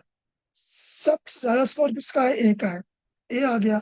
ए के बाद क्या आ सकता है, स्मॉल हाउस लार्ज सिटी। तो स्मॉल का सबसे ज्यादा स्कोर आ रहा है, वो है 33 पॉइंट समथिंग। तो स्मॉल आ जाएगा। आई लिव इन अ स्मॉल के बाद क्या आ सकता है, टाउन विलेज अपार्टमेंट कास्ट, कैसे। तो टाउन की वैल्यू आ जाएगी। टाउन के बाद and, I live in a small town and आई, आगे चेंज करता जाएगा, and I am looking for a new job. तो उसने क्या, इतने से सेंटेंस से क्या जनरेट हुआ मेरे पास, आई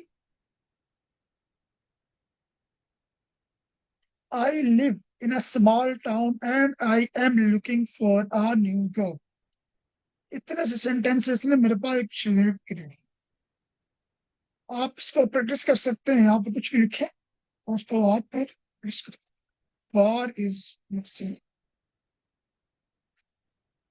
वार इज पॉपुलर ऑनलाइन गेम, और उसके आगे जो भी चाहो वो यहाँ पे आ गया।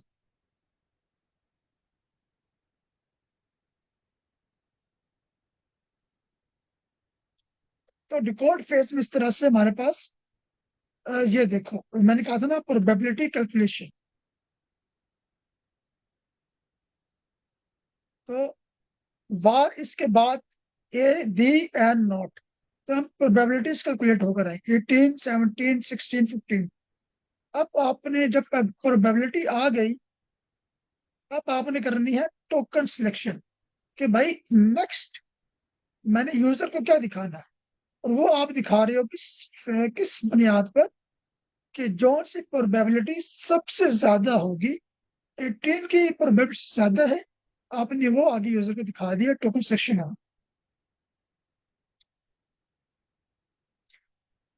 अब हम आते हैं सैम्पलिंग स्ट्रेटजीज पर। आपने देखा होगा कि यहाँ पे टेम्परेचर का भी एक होता है, इनके इसके में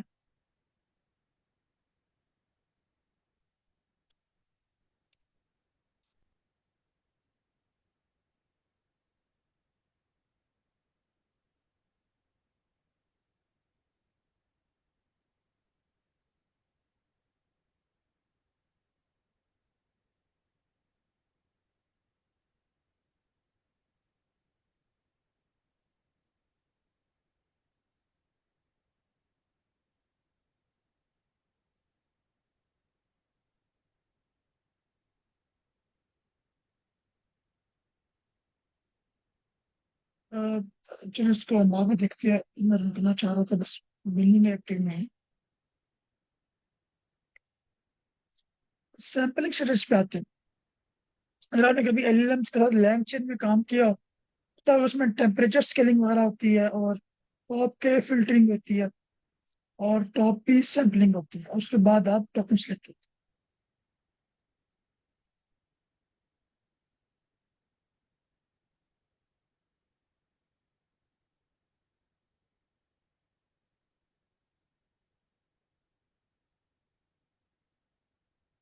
ओके, टेम्परेचर क्या होता है, कि अगर आपने किसी भी एलएलएम का टेम्परेचर 1.0 रखा या उससे हाई, तो आपको बहुत ज्यादा क्रिएटिव आउटपुट मिलती है। और अगर आपने उसका जो 1.0 से कम रखा, आपको बहुत ज्यादा फोकस्ड और डिटर्मिनिस्टिक किस्म की आउटपुट मिलती है। ये यहाँ पे ना मैं वो लेना चाह रहा था, कि हमारे पास होता है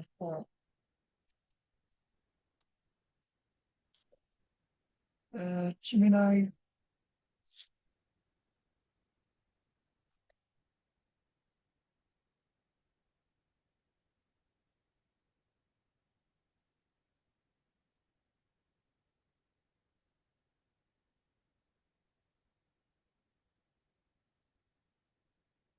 हाँ ये है, सब यूजर मॉड्यूल।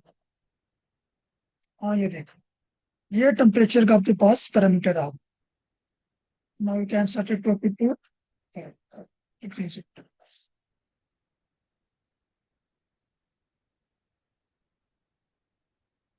अब इसका मैं जीरो कर देता हूँ, तो मैं कहता हूँ कि word police live.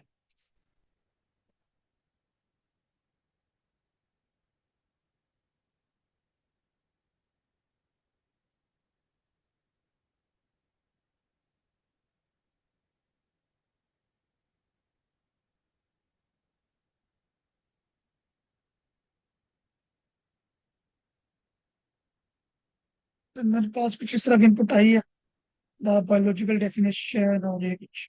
Let's say इसको टू कर देते हैं, एंड अगेन यहाँ से सेम क्वेश्चन।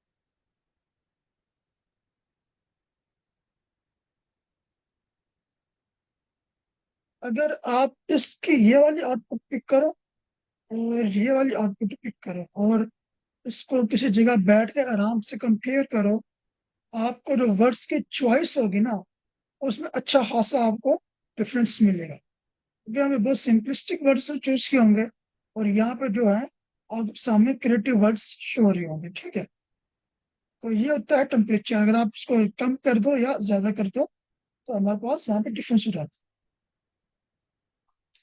ओके, अब हम आते हैं टॉप पी सैंपलिंग क्या होती है। टॉप पी सैंपलिंग होती है कि आप कहते हो कि जो कि मेरे पास प्रोबेबिलिटी आती थी आउटपुट के बाद, ठीक है, प्रोबेबिलिटी आती थी, तो उस प्रोबेबिलिटी में से वो सारे टोकन उठा लो जिनकी प्रोबेबिलिटी कुल मिलाकर 90% बनती है। ठीक है, मान लो कि अगर आपके पास इसकी जो शेप है वो 100 है, वन लेट्स इसके अंदर 100 वो है नंबर्स, तो वो सारे नंबर्स उठा लो जिनको आप सम अप करो तो वो 90 पे चले जाए। आप जब वो सारे नंबर उठा लोगे, ठीक है, तो उनमें से कोई से भी एक वैल्यू, एक नंबर उठा के आप उसका टोकन निकाल के आगे यूजर को शो कर सकते हो। और टॉप के फिल्टरिंग होती है कि जिसमें आप कहते हो कि यार मुझे जो है ना सिर्फ टॉप के 5 वर्ड्स जिनकी प्रोबेबिलिटी टॉप 5 है उनमें से रेंडमली कोई सा भी वर्ड पिक करके शो करेंगे। ठीक है, तो ये टॉप पे और टॉप के, बट मुझे इसका ऐसा कोई वो मिल नहीं सका कि कहते हैं कोई विजुअलेशन मिली नहीं। मैं तो कोशिश करूंगा कि आपको बेहतर इसको समझाने के लिए कुछ एक नेक्स्ट लेक्चर में डेवलप करके ले आऊँ ताकि हम इसको अंडरस्टैंड कर सकें। Okay, managing repetition, keeping output fresh, ये भी इन्फेरेंस प्रेडिक्शन के दौरान होता है कि एलएलएम्स आपने देखा होगा कि जब हम सबके साथ होता है कि जब हमें कुछ चीज याद की होती है ना, और जब हमें नेक्स्ट चीज बोलने लग जाए तो हम क्या करते हैं, हम पिछली बात दोहराने लगते हैं। हम ऐसा क्यों करती है, क्योंकि नेक्स्ट चीज, हमें नेक्स्ट वर्ड बोलना, जो बोलना है, हमें याद आ जाए और हम उसे बोल पाए। एलएलएम इस तरह से करते हैं। ठीक है, तो हमने उस पे उनको इस चीज से रोकने के लिए पेनल्टी लगा रखी है। एलएलएम्स के अंदर रीइंफोर्समेंट लर्निंग भी होती है। अब चूंकि वो पार्ट नहीं इसमें जान नहीं रहे, तो हम पेनल्टी तक रहते हैं। If a token has appeared before regardless of how, अगर कोई टोकन पहले आ चुका है तो हम एलएलएम पे एक पेनल्टी लगाते हैं। पेनल्टी क्या होती है कि आपकी पनिशमेंट होती है, कोई स्कोरिंग होती है एलएलएम की। हम एलएलएम को चाह रहे होते हैं कि तुमने, एलएलएम को कहते हैं आपने जो है 1.0 का स्कोर मेंटेन करना है एट ईच आउटपुट। लेकिन वो किसी ऐसे वर्ड को ले आता है जो कि पहले से आया है, तो हम उसको कहते हैं कि भाई आपका जो स्कोर है वो 0.8 हो गया, आप 1.0 का स्कोर मेंटेन नहीं कर पा रहे। फ्रीक्वेंसी पेनल्टी होती है कि increase based on how often token has been used, एक टोकन पहले आउटपुट में कितनी दफा आ चुका है। तो इस पे आप देखो कि आउटपुट पेट वाइज तो -0.1 का स्कोर हो जाएगा, मतलब कि उसका टोटल स्कोर में से 0.1 माइनस हो जाएगा, ठीक है। और 0.2 माइनस हो जाएगा, और यहाँ पे पेनल्टी लग रही है, और टोटल स्कोरिंग आप दे रहे हो 1.7 की।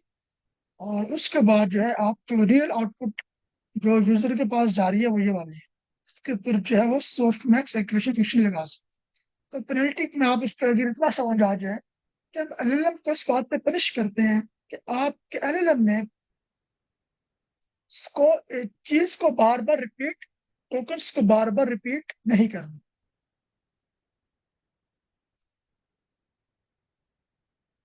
ठीक है।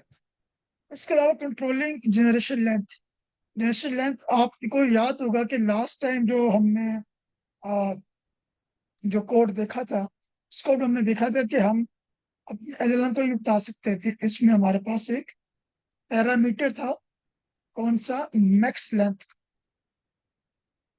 मैं अपने एलएलएम को कह सकता हूँ कि मैक्स लेंथ का पैरामीटर लगाकर कि 100 वर्ड से ज्यादा की प्रिडिक्शन मुझे नहीं चाहिए। तो वो होता है कि जनरेशन लेंथ कितना आपने आउटपुट जनरेट करना है उसको कंट्रोल करना है। या मिनिमम लेंथ भी हो सकती है कि कम से कम 10 वर्ड की प्रिडिक्शन होनी चाहिए। तो उसमें जो टोकन लिमिट्स की आप मैक्स लेंथ बता दो या मिन लेंथ, या स्टॉप सीक्वेंस, या end of speech, end of sequence. Stop sequence को हम आगे देखेंगे, ये हमारे कोर्स का पार्ट है कि ये कैसे होती है। और एंड ऑफ सीक्वेंस डिटेक्शन भी हमारे कोर्स का पार्ट है कि ये कैसे होती है। अच्छा, थोड़ा सा देख लेते हैं कि स्टॉप सीक्वेंस क्या है। Specific patterns that signal the end of generation. और से कि अगर यहाँ पे मैं डिस्प्ले करा सकूँ,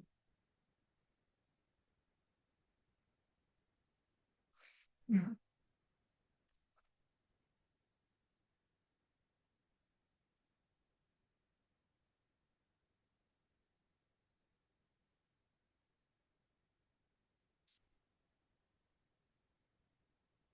ये जो आपके पास आ रहा है ना, L M end, I M end, ये बेसिकली स्टॉप सीक्वेंस होते हैं। जब कोई भी large language model I M end predict कर देगा ना, उसके बाद वो कोई और प्रिडिक्शन फॉर्म नहीं करता, उसको हम कहते हैं स्टॉप सीक्वेंस।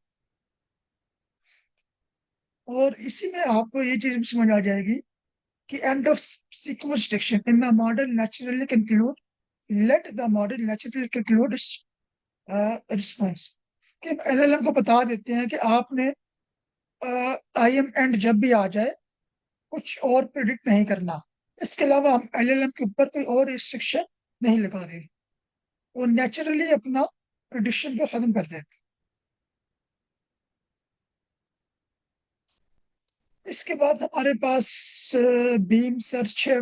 वजह से कि मैं आपको ये दिखाऊं पढ़ाऊं इसको विजुअलाइज कर।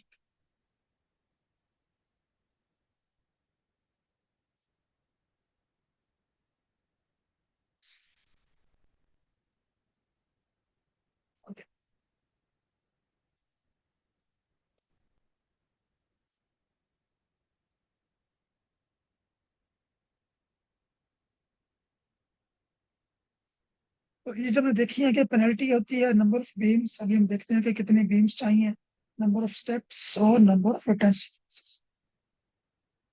ओके, मेरे पास इनपुट है द कैपिटल ऑफ फ्रांस, ठीक है। द कैपिटल ऑफ फ्रांस ये चीज़ हमने पहले देखी है कि जब the capital of France input आएगी तो मॉडल जो है वो कुछ प्रेडिक्ट करेगा। वो उसने प्रेडिक्ट किया डॉट, इज, हैज और एंड। सबसे ज्यादा स्कोर किसका है? 0.9 और 0. स्कोर ये वाला है, ठीक है। नेगेटिव में जो वैल्यू छोटी हो जाती है वो बड़ी हो जाती है, सी। बल्कि ये डॉट नहीं है, ये कॉमा है। अब क्या होगा कि पहले मैंने आपको दिखाया था कि हम कोमा को पकड़ते हैं और कोमा को पकड़ के आगे चलना शुरू करते हैं। अब की बार हम ऐसा नहीं कर रहे। अब कि हम कम से कम भी सबके ऊपर अगेन प्रिडिक्शन परफॉर्म करेंगे। कोमा को लेंगे, उसके ऊपर एक और प्रिडिक्शन परफॉर्म करेंगे कि कोमा के बाद क्या आ सकता है। वो आ सकता है पेरिस, दी, मार्स, या फिर फ्रांस, ठीक है। इसी तरह से हमने इसको लिया और इसके ऊपर एक और दफा पर प्रिडिक्शन परफॉर्म की। इसके बाद क्या आ सकता है, हैज के बाद क्या आ सकता है, और एंड के बाद क्या आ सकता है। इनमें से हमने जो है top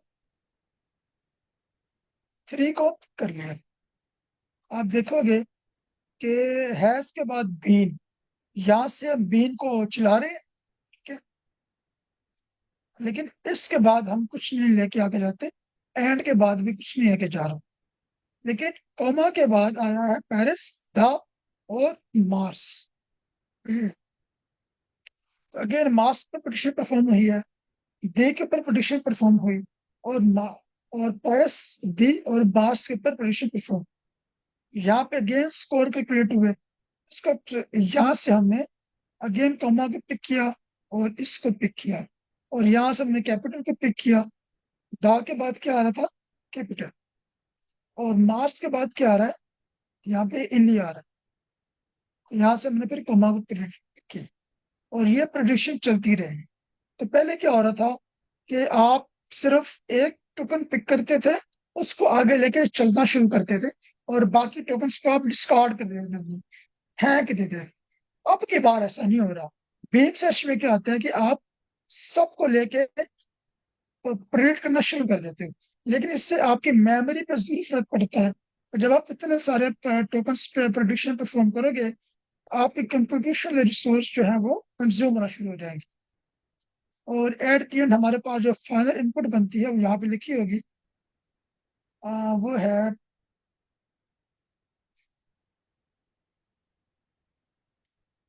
the capital of France Marseille is, the capital of France, the capital of the capital of France, the capital of France. उसका स्कोर आया -0.13, -0.124, -1.27। तो सबसे अच्छा स्कोर हमारे पास ये इसका है कि नेगेटिव में जो है वो सबसे कम आ रहा है। इसके अलावा कुछ भी लिखो यहाँ पे, आप इसको रन कर सकते हो, और आप इन पैरामीटर्स के साथ भी प्ले कर सकते हो। मैं भी करूँगा नहीं, ताकि वहाँ पे कुछ टाइम जो है वो बच जाए। और यहाँ पे सारा आपको मिल जाएगा बीम सर्च के बारे में। यहाँ पे क्या है, थोड़ा सा आपको आइडिया होगा कि बीम सर्च में क्या कर रहे हैं कि हर टोकन को लेकर उस पर दोबारा प्रिडिक्शन परफॉर्म कर रहे हैं। ना कि ये कर रहे हैं कि एक ही टोकन लेके हम आगे मूव करते हैं। हम हर टोकन को चेक कर रहे हैं कि हमें कहाँ पे अच्छी आउटपुट मिल सकती है।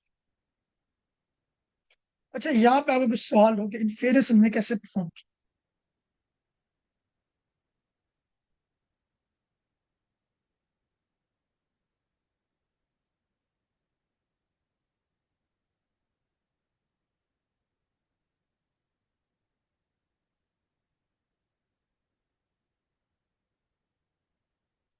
अच्छा, आप लोग मुझे बताएं कि आपको कितनी की समझ आ रही है, इसमें से आपको कितनी की समझ आई है स्टॉक, और कितना गुस्सा से चला।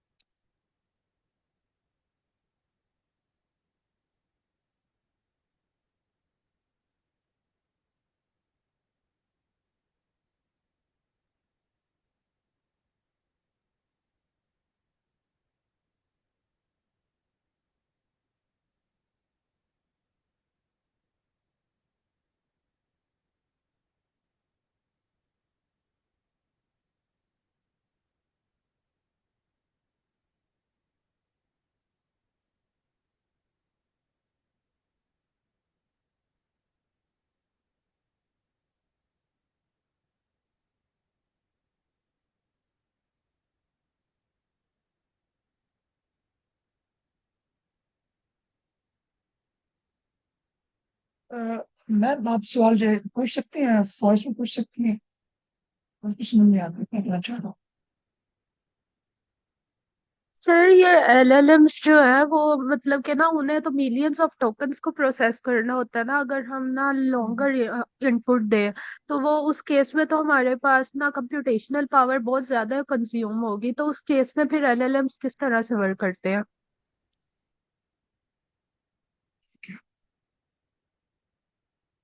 अभी मैंने ना इसमें एक चीज की थी, यही प्रॉब्लम, ये कॉन्टेक्स्ट लेंथ और अटेंशन स्पैन। कॉन्टेक्स्ट लेंथ क्या होता है कि आपने इनपुट दी एलएलएम को 1,000 टोकन की, ठीक है, चलिए मान लें 100 टोकन की, लेकिन एलएलएम एक टाइम पर 20 टोकन को प्रोसेस कर सकता है। तो वो क्या करेगा, वो 20 टोकन एक दफा में प्रोसेस करेगा, फिर नेक्स्ट 20 को उठाएगा, फिर नेक्स्ट 20 को उठाएगा, फिर नेक्स्ट 20 को उठाएगा। क्योंकि वो एक टाइम 100 टोकन से प्रोसेस ही नहीं कर सकता, तो वो क्या करता है कि वो टोकन को तोड़ लेता है। अगर 100 टोकन तो मौजूद है उसके पास, वो पहले 20 लैदा कर लेगा, फिर 20 लैदा कर लेगा, फिर 20। इसको हम कहते हैं बैच इनपुट। कि पहले एक इनपुट का बैच आएगा, फिर दूसरा बैच आएगा, फिर तीसरा बैच जाएगा, और फिर चौथा बैच जाएगा, और फिर वो सारा काम डिकोडर में चला जाएगा, और डिकोडर अपना काम शुरू कर देगा। तो ये होता है, कोई भी एलएलएम जो है वो सारा कुछ एक टाइम पे प्रोसेस नहीं करता। ये क्लियर हो गया आपका क्वेश्चन, या आपका ये सवाल? यस सर, क्लियर है, थैंक यू।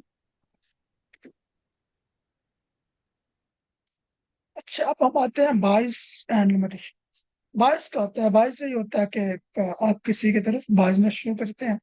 एलएलएम के साथ भी ये प्रॉब्लम है कि वो बाइसनेस को शो करता है। अगर ट्रेनिंग डाटा में ही बाइसनेस होगी, तो ऑब्वियसली एलएलएम्स अपनी आउटपुट में वो डिस्प्ले करते हैं। और उसकी एक एग्जांपल है, मैं शो करता हूँ। ये एग्जांपल मैंने इन्हीं से पिक किया।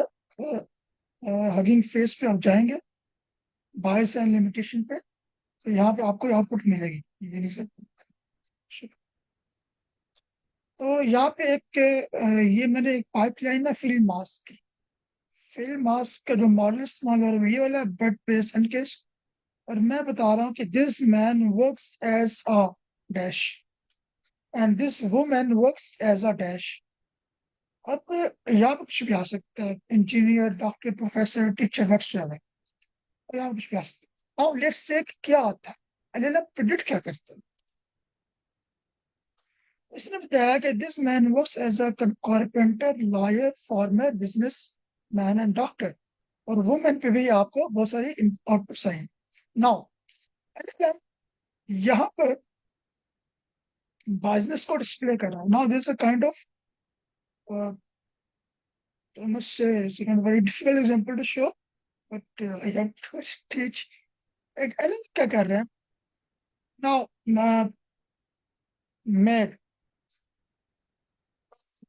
मेड कुड बी फीमेल और मेल, राइट? बट यहाँ पे वो बाइसनेस शो करने लग गया कि वो मेड को बता रहा है कि मेड को फीमेल ही हो सकती है। Now nurse could be a male and female, but वो बता रहा है कि नर्स फीमेल ही हो सकती है। Now lawyer could be a female also, but वो लॉयर को यहाँ पर डिस्प्ले नहीं करता। जब हम फीमेल की बात करते हैं तो वो यहाँ पे नहीं लाता, वेटर्स को भी नहीं लाता। ठीक है, now it could be a business, यहाँ बिजनेसमैन अगर आ रहा है, यहाँ पे बिजनेस वुमेन भी तो आ सकता था जब वो वुमेन के बारे में बता रहे हैं। तो ये होता है कि अगर आपका जो डेटा सेट है, आपके डेटा सेट में आपने जो वुमेन की एग्जांपल दी है, उसमें वुमेन को आपने ना डॉक्टर डिस्प्ले कराया, ना आपने उसको टीचर के तौर पे, ना लॉयर के तौर पे, ना इंजीनियर के तौर पे शो किया। तो जो आपका लार्ज लैंग्वेज मॉडल है वो सीख जाएगा कि कोई वुमेन एज अ डॉक्टर काम नहीं करती, एज अ प्रोफेसर काम नहीं करती, एज अ प्रोफेशन नहीं करती। वो या तो वेटर्स होती है, टीचर होती है, मेड होती है, या छोटे मोटे प्रोफेशन में काम करती है। ना काइंड ऑफ एग्जांपल के, अगर आपका डाटा ही बिजनेस अपने अंदर रखता है, तो आपका एलएलएम भी इसको डिस्प्ले कर रहा होगा। सो ये होता है कि एलएलएम के अंदर जो जब बाइस आ जाए, तो ये इसकी एक लिमिटेशन भी है। तो हमने जो डाटा देना है एलएलएम को, डाटा को देख के देना पड़ता है कि उसमें कितनी बाइसनेस है। ऐसा ना हो कि कल को अगर हम उस एलएलएम को यूज करने लग जाए तो हमें नुकसान हो जाएगा इस चीज के बाद। जैसे एक दफा लास्ट टाइम जब चैट जीपीटी आया था तब हुआ भी था, कंपनी को अच्छा नुकसान हो गया था। अच्छा खासा मिलियंस के अंदर तो वो चैट जीपीटी को इस्तेमाल कर रहे थे, उसके अंदर बाइजनेस थी। तो सेम एग्जांपल जो है वो यहाँ पर भी इन्होंने रखी जो मैंने यहाँ से कॉपी की। तो यहाँ पे आज हमने इसको कंप्लीट किया है, इस ट्रांसफॉर्मर मॉडल्स को। ठीक है, ट्रांसफॉर्मर मॉडल्स का जो पूरा चैप्टर चैप्टर था, आगे हम इसको कंटिन्यू करेंगे।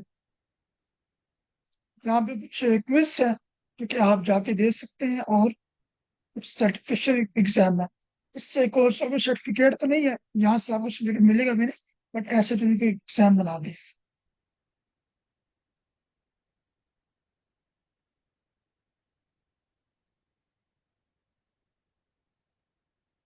ठीक है, इसमें अगर आपका इस पूरे चैप्टर में अगर आपका कुछ सवाल हो, ये मैं आपको प्रूफ दे दूंगा सारी की सारी, कहते हैं कोडिंग भी, और ये जो पूरे किए थे ये भी मैं आपको प्रोवाइड कर दूंगा। इसमें आपका कुछ सवाल है तो आप पूछ लीजिए मेरे से। Now we have 10 minutes to answer the questions.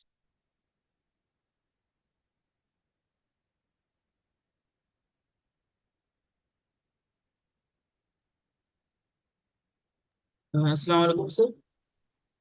और so, सर मैं सिर्फ एक जनरल क्वेश्चन पूछना था कि अगर आप ये डॉक्यूमेंटेशन सही करवा रहे हैं तो आप कोई ऐप बनाने सिखाएंगे स्टूडेंट्स को, ताकि वो आगे फेस में किस तरह ऐप बनाए, क्योंकि जितने भी सेक्शन हुआ हमारे 3 सेक्शंस हो गए, उसमें आपने सारे पीडीएफ से ही करवा रहे हैं एलएलएम की चीजें। ये है ना इसमें, ये आगे सारा कोड है, आगे ओके वही सर। कुछ है। बट वो चूंकि इसमें मैं डायरेक्ट इसलिए नहीं आ सकता क्योंकि फिर फायदा क्या है, क्योंकि आप कह रहे होंगे हम्म। कि कोड तो रन हो रहा है, ये कोड करता क्या है, उसको समझ नहीं आएगी। ठीक है? ओके। आगे सारा ये कोड है कि फाइन ट्यून कैसे करते हैं मॉडल को, मॉडल शेयर कैसे होते हैं, डाटा सेट की लाइब्रेरी है। तो अगर आपके पास अपना डाटा सेट है, आप उस अपने डाटा सेट को उठा के उस पर मॉडल लिखना चाहते हैं, आगे सारा वो कोडिंग आ गई थी। ठीक है? और लेकिन वो नहीं इससे विदाउट कुछ थियोरेटिकल बैकग्राउंड। नहीं, कुछ सर ऐसे कुछ स्टूडेंट्स ऐसे होते हैं कि जो उनको हगिंग फेस का मतलब कि इस्तेमाल करना ही नहीं आता, कि हगिंग फेस की ऐप को इस्तेमाल करना ही नहीं आता। तो मैंने ये सोचा कि आप थोड़ा हगिंग फेस के बारे में उसको थोड़ा चलाना सिखा देंगे थोड़ा, तो स्टूडेंट्स को थोड़ी गाइडेंस भी मिल जाएगी, उनको पता भी चल जाएगा कि वो हगिंग फेस इस्तेमाल किस तरह होता है, उसमें काम किस तरह करना है ये।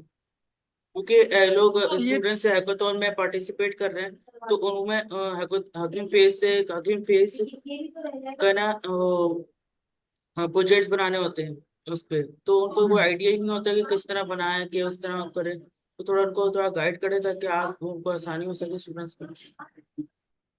ठीक है, इसके लिए हम तो रख लेते हैं नेक्स्ट लेक्चर में कि हाफ आवर के लिए मतलब एक्सप्लेन कर दूंगा चीज़ों को, क्या ये चीज़ें कैसे इस्तेमाल करें, किस आप हम फेसबुक वैसे इस्तेमाल कर सकते हैं। तो ये जो कोर्स है ये तो पूरा है एलएलएम्स के बारे में, कि आप टोटल एलएलएम्स को कैसे इस्तेमाल कर सकते हैं।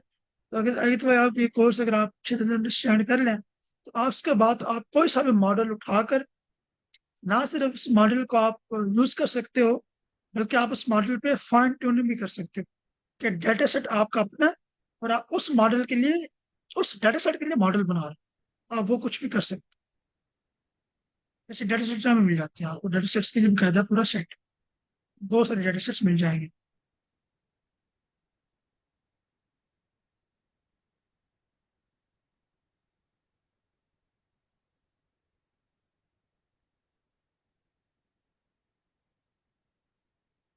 ओके सर, कंटिन्यू कीजिए, हमारे पास टाइम भी बहुत कम है।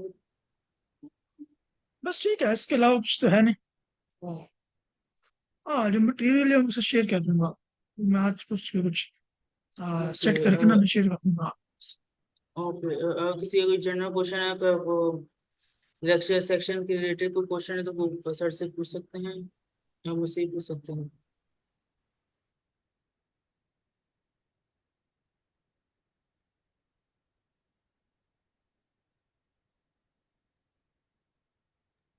सर मेरा मशीन ट्रांसलेशन से रिलेटेड एक क्वेश्चन है कि ना मतलब हम ना जब ना डाटा को देते हैं कोई भी किसी भी एक लैंग्वेज में, तो वो मॉडल किस तरह से प्रोसेस करता है और वो ना हमें ना दूसरी लैंग्वेज में उसे ट्रांसलेट करके देता है, क्योंकि हमें तो पहले उसे ना ट्रेन करना होगा ना कि ये हमारे पास ये डाटा है और इस लैंग्वेज में ना आपने इस तरह से रिस्पॉन्स देना है।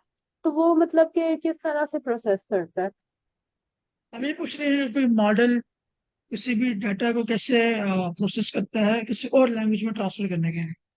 जी सर, मतलब कि वो किस तरह से रिकॉग्नाइज करता है दूसरी लैंग्वेज को, क्योंकि हमें तो पहले उसे ना ट्रेन करना होगा ना वो डाटा दिखा के। ये तो ये इस तरह मतलब से वर्ड करता है बाय वर्ड सीक्वेंस आता है, तो वो किस तरह से फिर प्रोसेस करते हैं। प्रोसेस करता है क्या करता है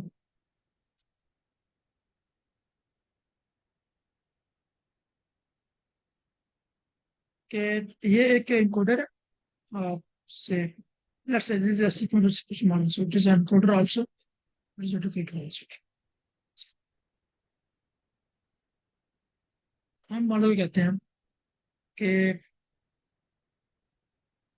आई का मतलब है मॉडल क्या करेगा मॉडल करता है कि आई का मतलब है हम। ठीक है।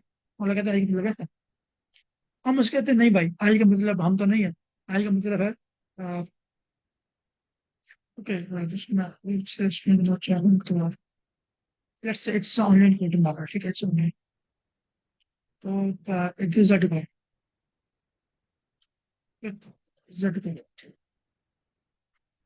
यहाँ पे आएगा आई।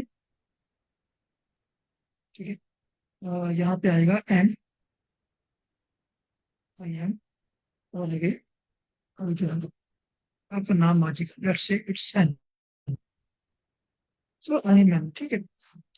अब क्या होगा कि यहाँ पे जो टेक्स्ट वेक्टर होगा वो जाएगा मॉडल के पास।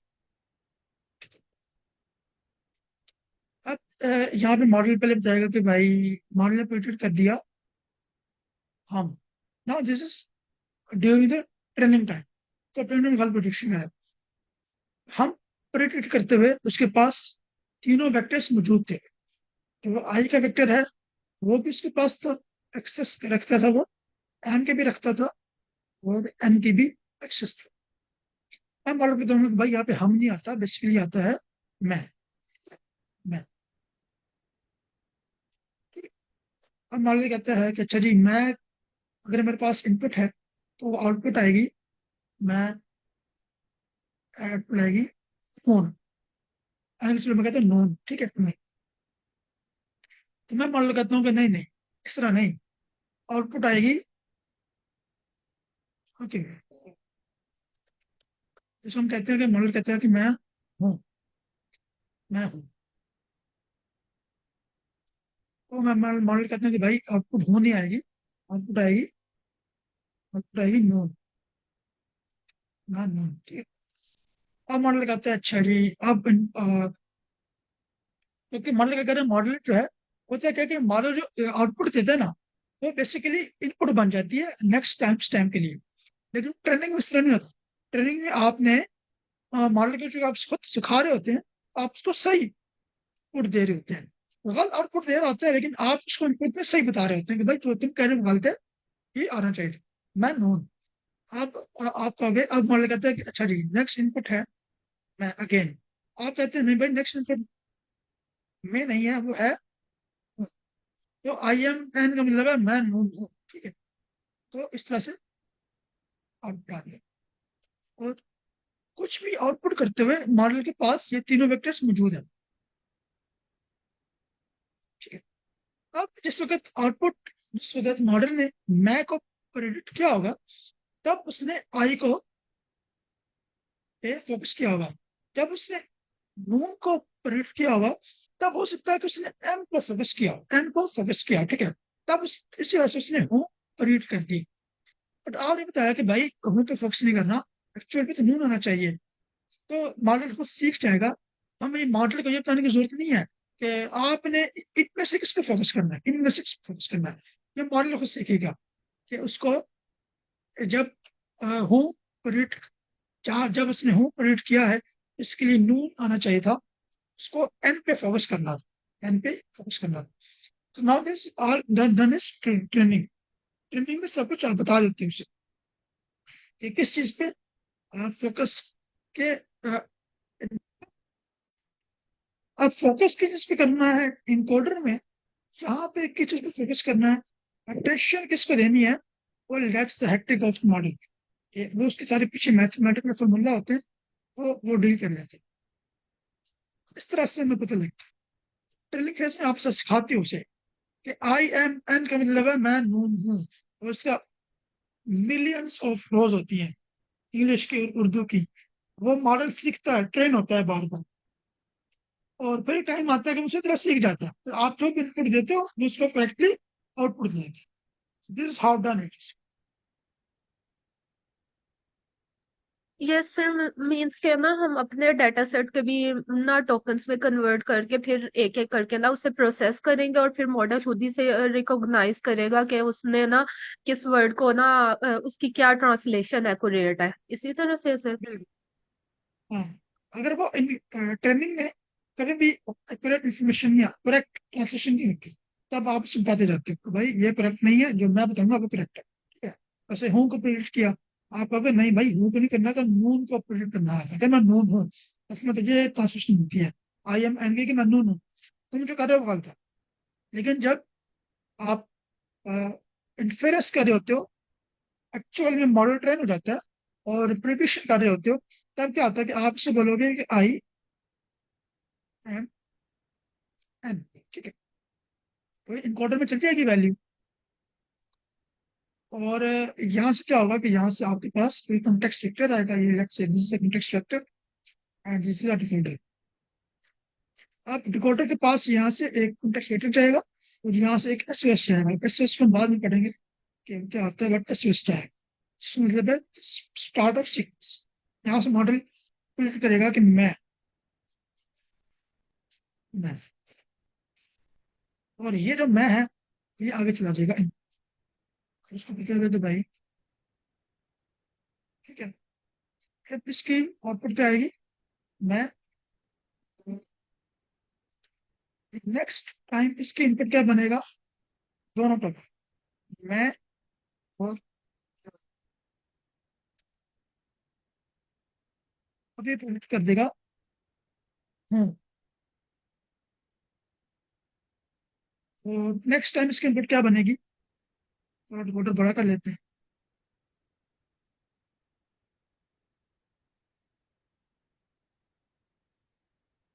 मैं,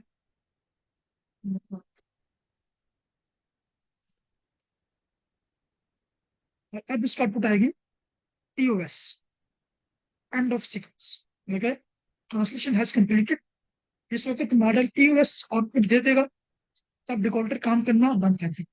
कल क्या हुआ इनफेरेंस में कि मैं गया, नून आया, फिर मैं नून इनपुट बन गई, हूँ आया, फिर मैं नून हूँ, ये इनपुट बन गई, और एंड ऑफ सीक्वेंस हो गया, ठीक है। तो ट्रेनिंग सर फेज में आपसे बात, जी जी। सर जो कुछ मॉडल्स होते हैं वो ना मतलब अगर हम ना उन्हें लॉन्ग इनपुट दे दें, तो वो ना हम मतलब जो इनपुट हमें हमने दी होती है ना, वो ना उसे ना गलत कॉन्टेक्स्ट में ले लेता है। तो वो क्या मतलब कि ना फिर वो सही ना टोकन्स नहीं पिक तो मतलब है कर कि पाते इसी वजह से। डेटा मॉडल मॉडल जो है ना हमारे साथ करेक्ट नहीं होता, समझ लगे कि वो उस तरह से ट्रेन नहीं हुआ था, उस इनपुट इनपुट पे ट्रेन नहीं हुआ था, या वो अटेंशन कैप्चर नहीं कर पा रहा। जी जी, मतलब जो हमने ना टोकन्स या जो इनपुट दी होती है वो उस पे सही ट्रेन नहीं होता, उसने उस वाले ना टोकन से सही तरह से कैप्चर नहीं किया होता कि ना हमारी होनी क्या चाहिए आउटपुट, इसी तरह से ही है। ठीक है बस, जी ठीक है, थैंक यू सर। ठीक है, फिर इसको मॉडरेट पे आप सेंड कर दें, आप ये जो कुछ कह रहे हैं क्लास सेंड कर दें, टाइम हो चुका है।